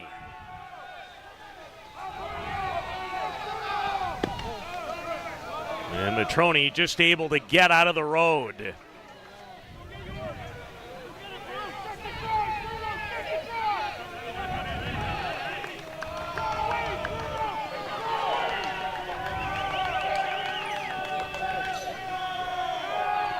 Men's fast pitch softball at its best on this Friday night in Mankato.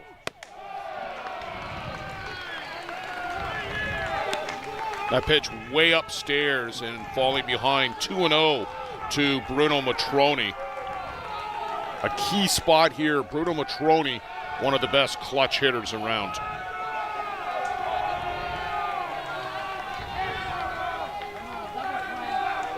Bases loaded, 1 out. The tying run is crossed home plate. That's ball 3.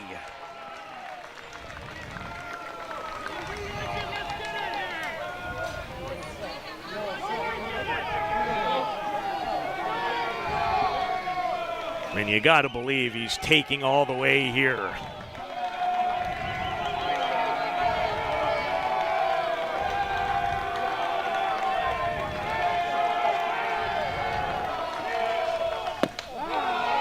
Ball 4. Mata in a bit of disbelief.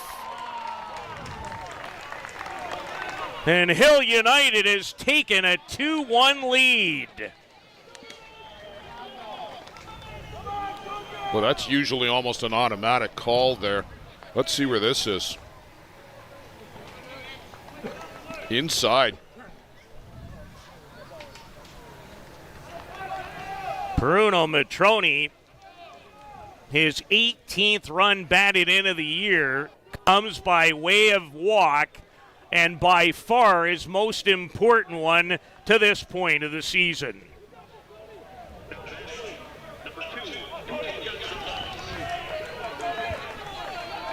Quite a turn of events here in the 6th. Tony Gonzalez had the hardest hit ball of the night, too. Just happened to be right at Cam Schiller. And it hit him.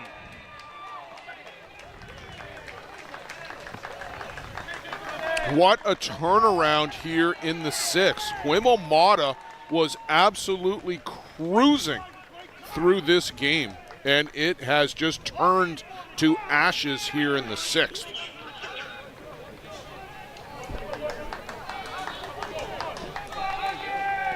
Tony Gonzalez hit by a pitch with the bases loaded, and it's 3-1 Hill United.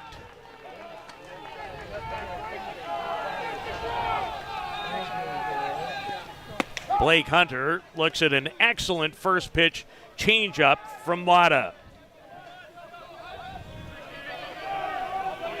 Wild pitch scored a run, a walk scored a run, a hit batter scored a run. All you're not gonna find that in too many scorebooks. You won't, but it's all self-inflicted.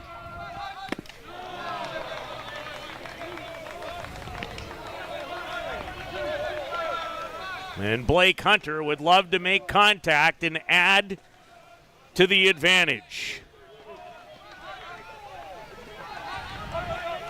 Blake's hit a team-leading .450 this year with the runners in scoring position. But goes down swinging on 3 straight Huemul Mata pitches. Boy, that's composing yourself in a hurry.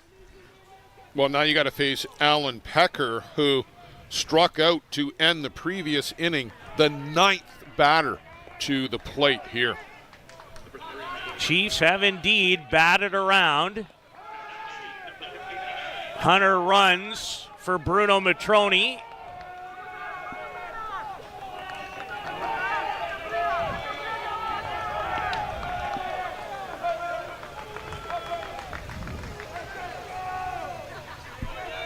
And Alan Pecker trying to blow it open if he can.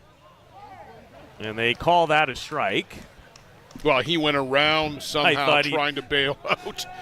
Yeah, he was really caught. Anxious, wanted to turn on one, Blair, by the looks of things, and then spun himself into the earth. Yeah. Betwixt and between. That too. And Mata with a fine drop, swung on and missed.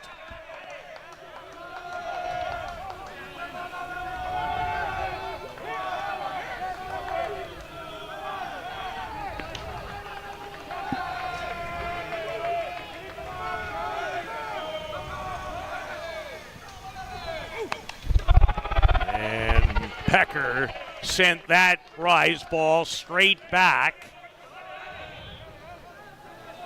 And Mata working with 2 strikes in his back pocket.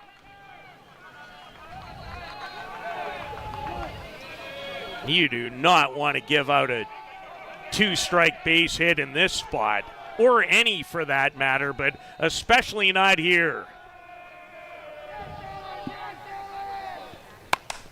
Pecker gets into one, but Migliavaca will track it. Hit it hard. Imagine this.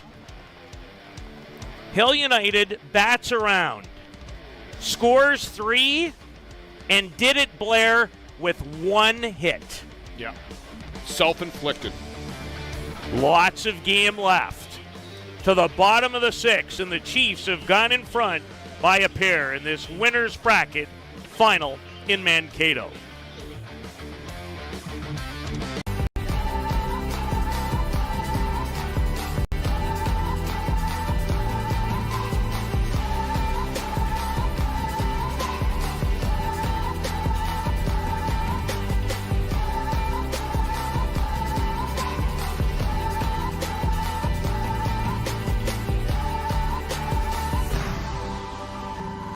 Dreamcatcher, inch by inch, we'll fight to make the lives of First Nations people in this community, this province, and on this continent better.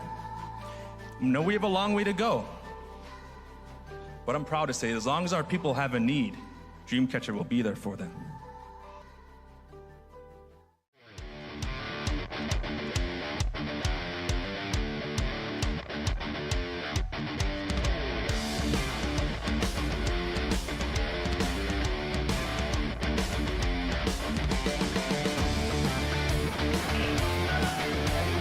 Hill United send 9 to the plate, score 3 times, and have 1 hit.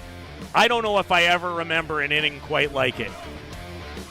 And they're in front, 3-1, but this Driller team more than capable with 2 at-bats to cause havoc. And Peter, every year when I come to the World Tournament, I think, what new thing am I going to see here?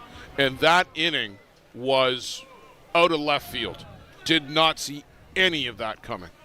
Remember that Mata had retired 13 in a row.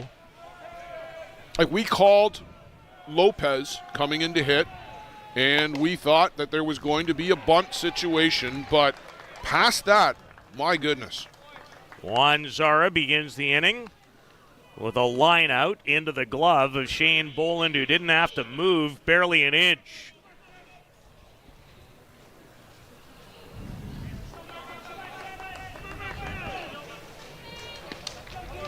Something tells me this may not yet be the final score.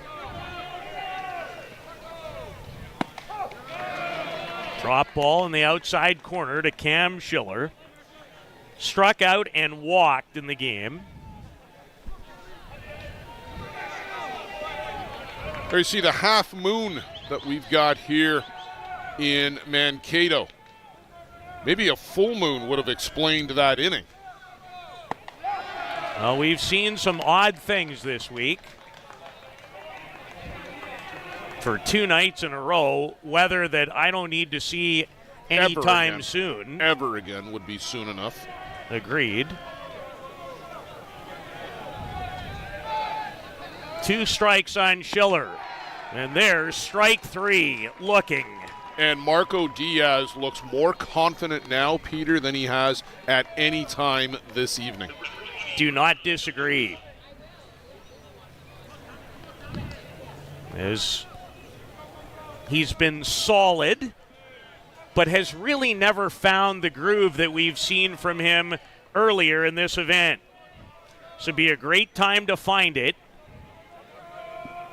As he has his 8th strikeout of the game, Thomas Anoka drove in the game's first run.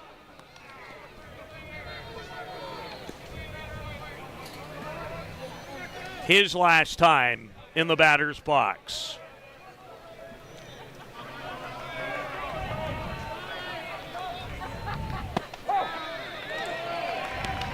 Diaz comes back with a strike.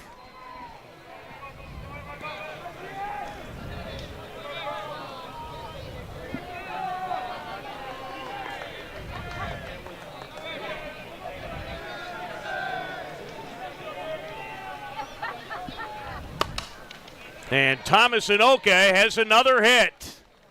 He's 2 for 2. And that's a nice piece of hitting.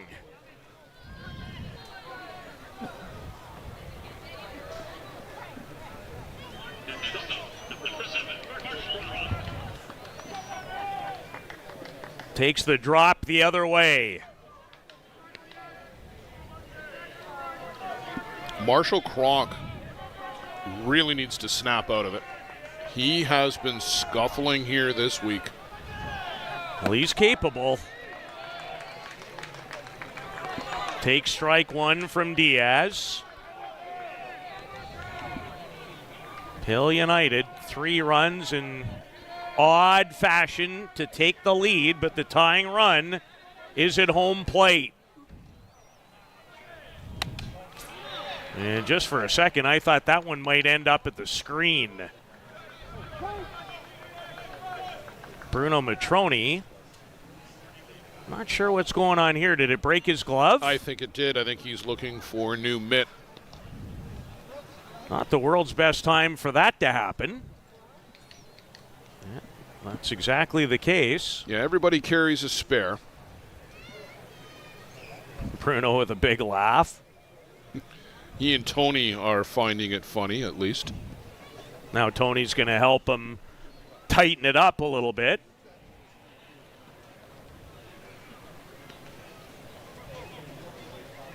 Bruno drew a bases-loaded walk to make it 2-1. Then Tony was hit by a pitch that made it 3-1. As the expression goes, did not see that coming. Not for a millisecond. So with new glove in hand, Diaz misses away to Marshall Kronk.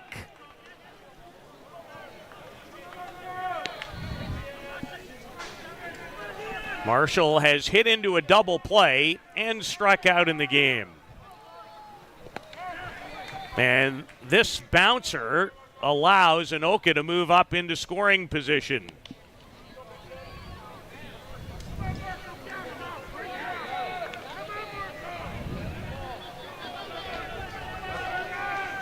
Two and two. I was just about to say the same thing, 2-2, as Marshall chased after that pitch. It was way inside.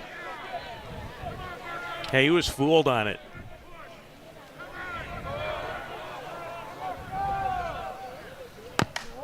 And Kronk keeps his at-bat going.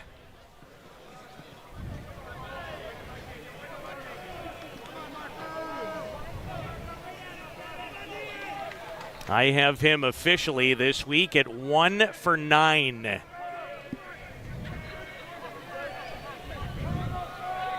Another 2-2 on the way.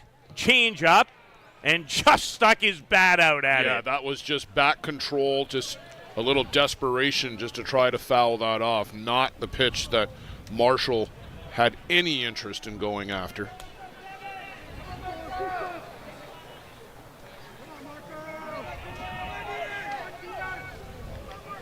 Two and two, 2 outs with a runner at second.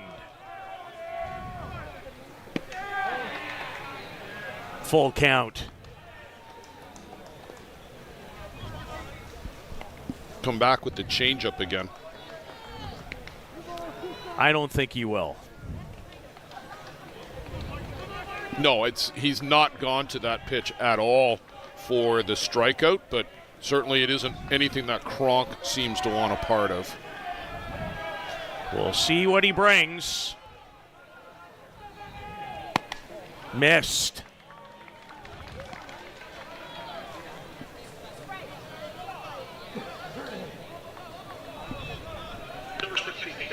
And the batter is Gonzalo Masmu, the third baseman who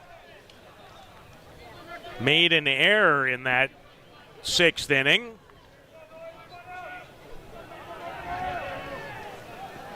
And just when it looked like Diaz was starting to really find it, more trouble has ensued. I'm shocked that there's not a pinch runner out here for Kronk. Gennaro Correa would seem to be a natural here. As Masmu fouls it towards his own dugout. He's walked and struck out in the game. 3-1, lots of drama remaining. The winner advances to tomorrow's title game.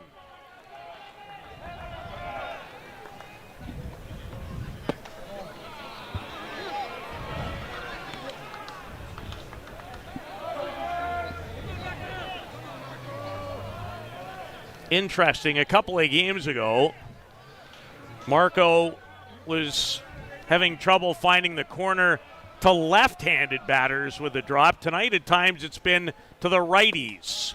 This one knocked Bruno's glove off. The new one. It's a real awkward pitch to go get. Your temptation is to go after it backhanded because that's how you're set up. You've got to turn the glove over and open it up. Justin Schofield is warming up.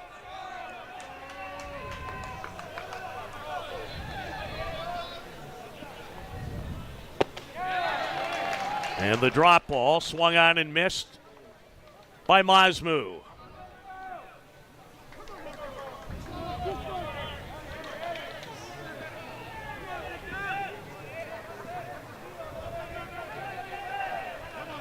A lot of key pitches in the game. This would be yet another one.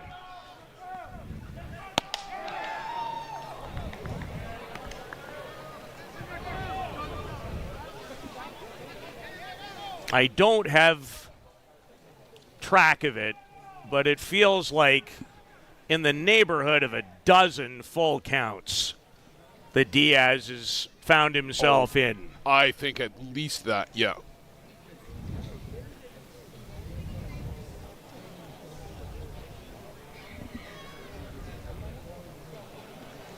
Well, he retired the first two batters in the inning, but Anoka with a hit, and then the walk to Kronk. Sorry, Peter. Go ahead. I was just going to say Marco Diaz up to 112 pitches here in the sixth. Found one when he needed it. Strikeout number 9 to get Masmu. The Drillers threaten, but leave 2, and it's 3-1 heading to the 7th of the 2025 ISC World Tournament on the streaming network, courtesy of our fine friends at Softball Premier TV.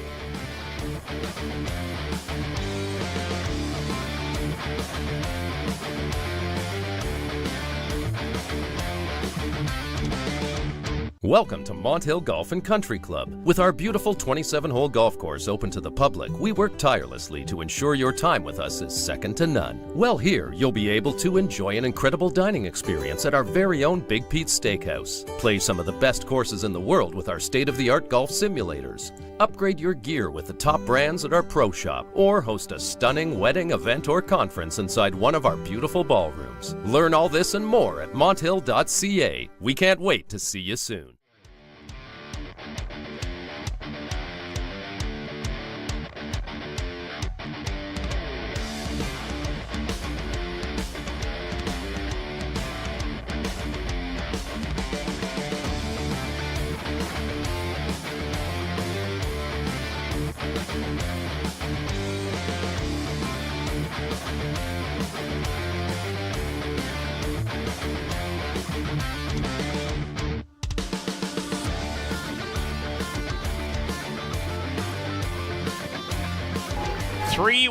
Hill United in front. They scored 3 in the 6th, and they did it with 1 hit. Took advantage of an error. A wild pitch scored Nick White. A walk scored run number 2, and a hit batter scored the 3rd run. As White takes ball 1 from Huemul Mata, and that's one of the few times number 4 has had, I can't believe that wasn't a strike, an interesting pose just outside the circle. Yeah, that was a bit of a stare down from Huemul Mata. He's been curious about a couple of calls in the latter part of the inning, or innings. Throws a change up to the 21-year-old Nick White. scored the run after Pipolo Lopez drew a very important walk to begin that 6th inning.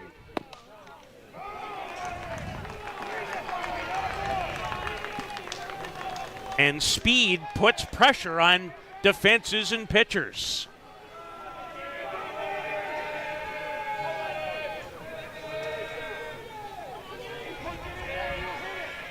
The 2-1 to Nick White.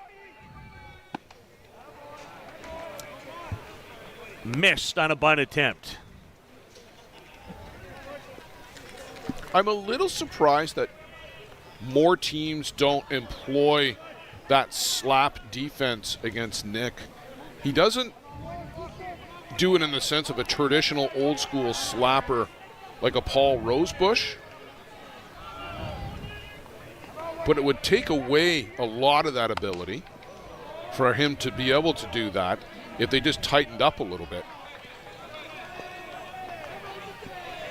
He has some power. He's homered a couple of times this year. But you're right, for him, when he puts a ball in play, especially to the left side of the diamond, he has a chance to be safe. Yeah, I mean, Mosmu is... Now, I know there's 2 strikes, but he's only 2.5 steps in front of the bag. And he was not much further than that coming in earlier in the count. And Mata with a rise and a good one to get Nick White to begin the 7th. I think he's up to 8 strikeouts in the game. Maybe I've missed one.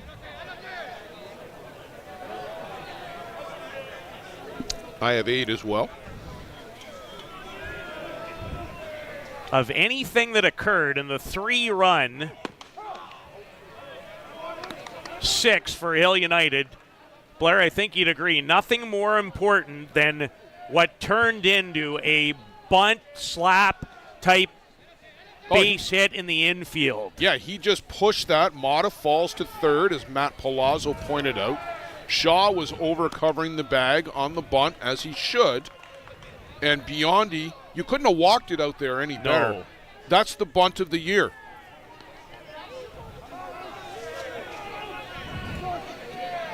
Mata, 2 quick strikes on Luciano Biondi, who has 6 hits here in Mankato. And not unlike Nick White, when he puts it in play, there's trouble for the defense. Yeah, he just skates down the line. That's a great description, my friend. I like that one a lot. And he's probably never had a pair on. I thought you might enjoy a hockey reference. Well, you know, I get a lot of that. I had some of it this week. I saw you took Jeff Ellsworth with you, too. Yeah, he came.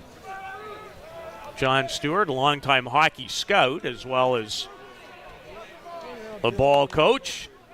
This popped in the air. Zach Shaw, give him a lot of credit. He went a long way to try and track that down. And just good back control by Luci Biondi, trying to pop that over the infield. Certainly did that, but couldn't keep it fair. Look at the effort here by Shaw. Just short. Hope he didn't hit his chin. And he'll take his time, stretches out the legs on his way back. The 31-year-old from Odessa, Missouri. He's shaking out right leg a little bit. I thought he looked uncomfortable. Yeah, he's got his hand on the knee. Biondi able to stay off. And now limping, too. Shaw hurt the right leg. Can we get a shot of Zach Shaw?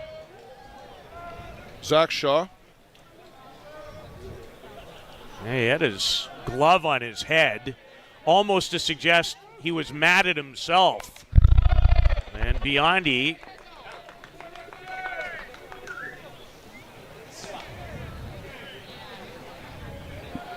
will put his helmet back on.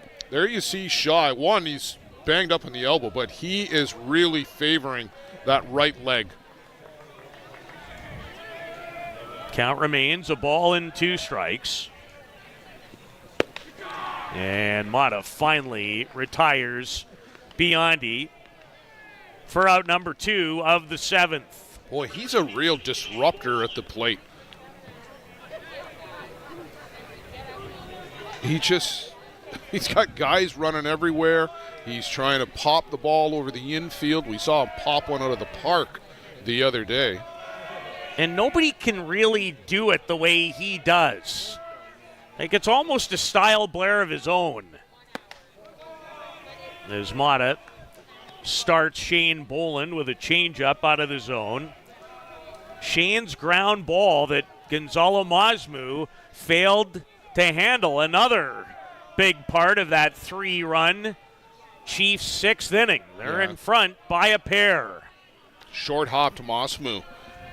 Did a good job to keep it in front of him, but boy, that's a play you got to make in that moment. Back-to-back change-ups to Boland, who reached on an air and scored a run. He's officially 0 for 3 on the night.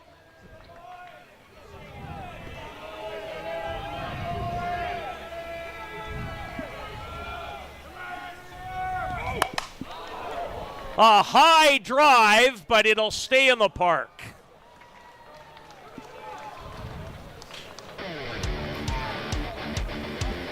Sounded pretty good when it left the bat. Hit the bottom of it, not the back of it.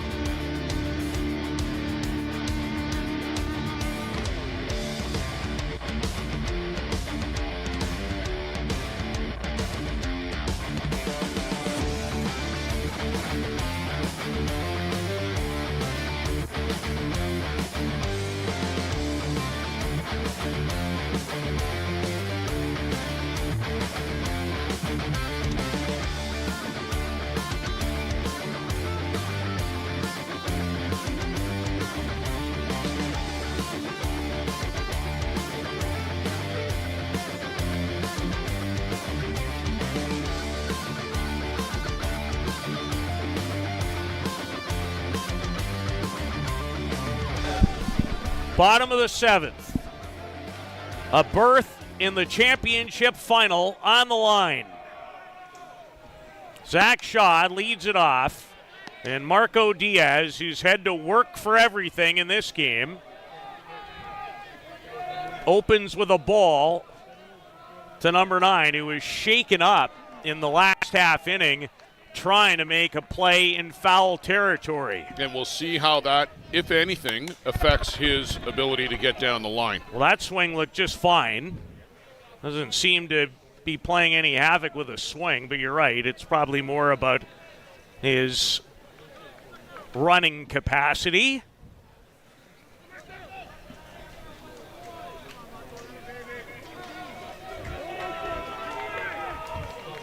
Some twists and turns again on Blair. You said it when we were off the air in between the inning. It's been quite a day of softball. From morning till night, everything on this diamond has been terrific. It's been an outstanding day here at North Mankato Caswell Sports Park. The ISC games, and Marco covering the ear so he can hear the PitchCom device. When we don't have our headphones on, Peter, there's a buzz here in the crowd.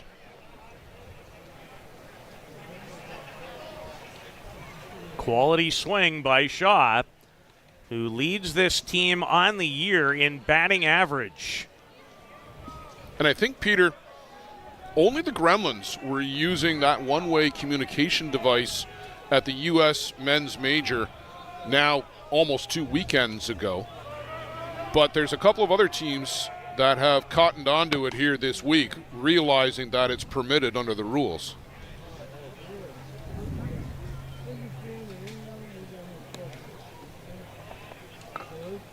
Zach Shaw, member of the United States national team.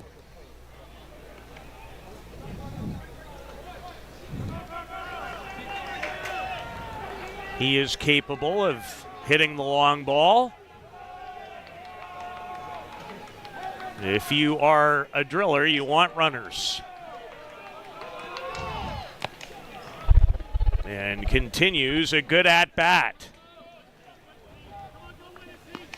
0 for 2 in the game, 4 for 12 in the tournament.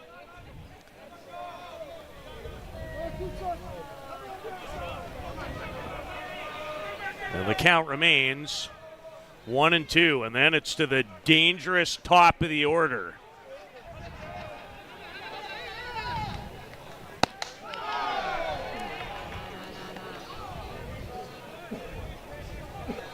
Two and two.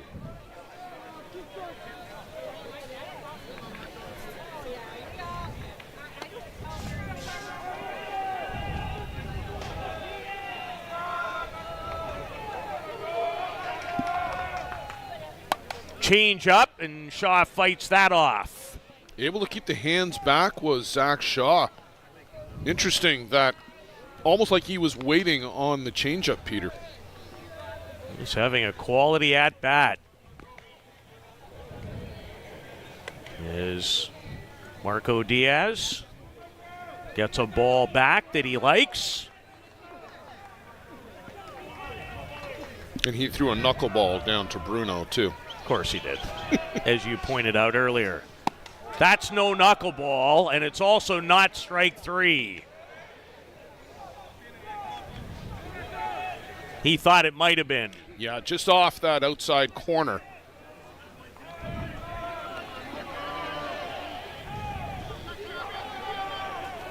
Here's another full count for Diaz to deal in.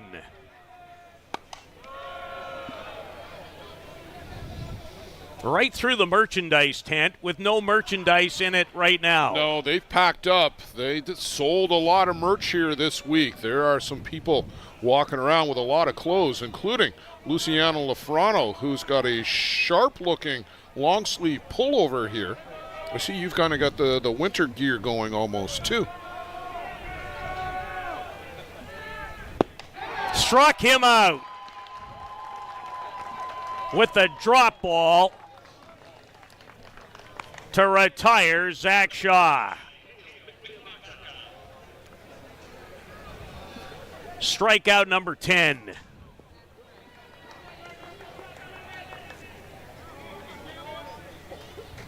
That is a big out because it forces Migliavaca to have to get on here for Milheim, Solorio. Changes the dynamic of the inning just a little bit. And a quick strike to Migliavaca, who hit a frozen rope into the outfield his last time in the batter's box. He's 1 for 3 in the game, 5 for 14 in the tournament.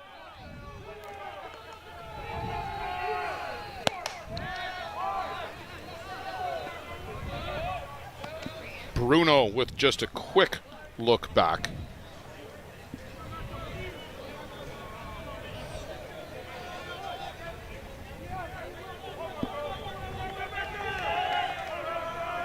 Migliavaca has homered a couple of times this year.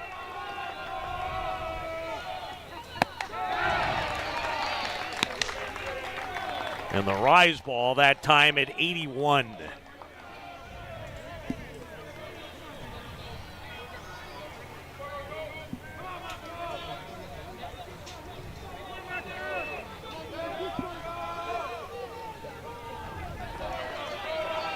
Marco Diaz and Hill United trying to book a date in the title game.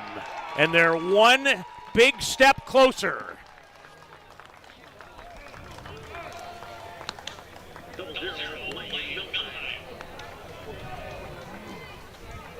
Back-to-back strikeouts for Marco Diaz.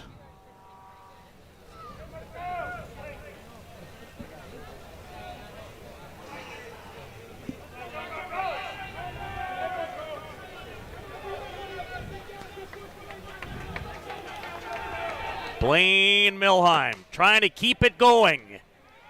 Boland. Game over.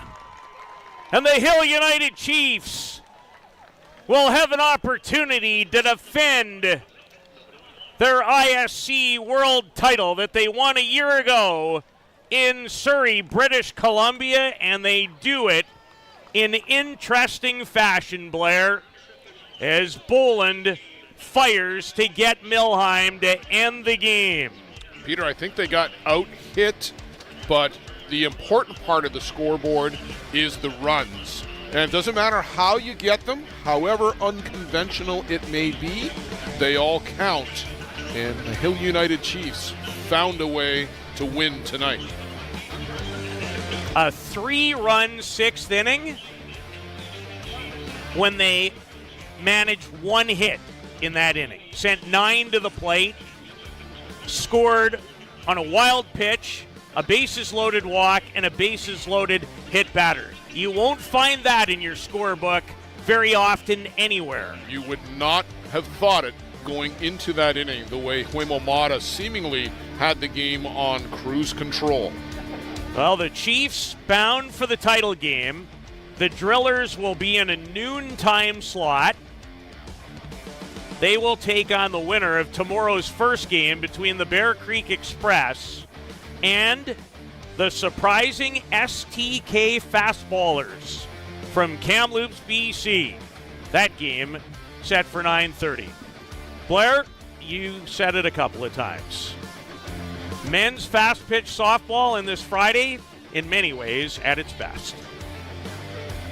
And we thank everybody for tuning in today. And we sure hope you'll join us for Championship Saturday. For Joe Todd, Blair Setford, Carol DeReste, and the man with more jobs than you could shake a stick at, Luciano Lafrano. So long from Mankato.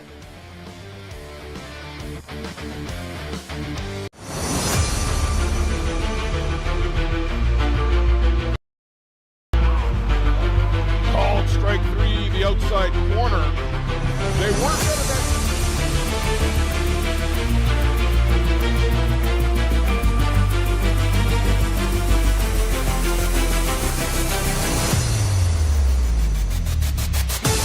Yeah.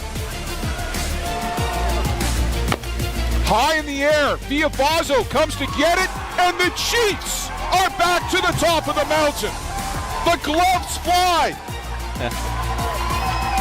The celebration is underway.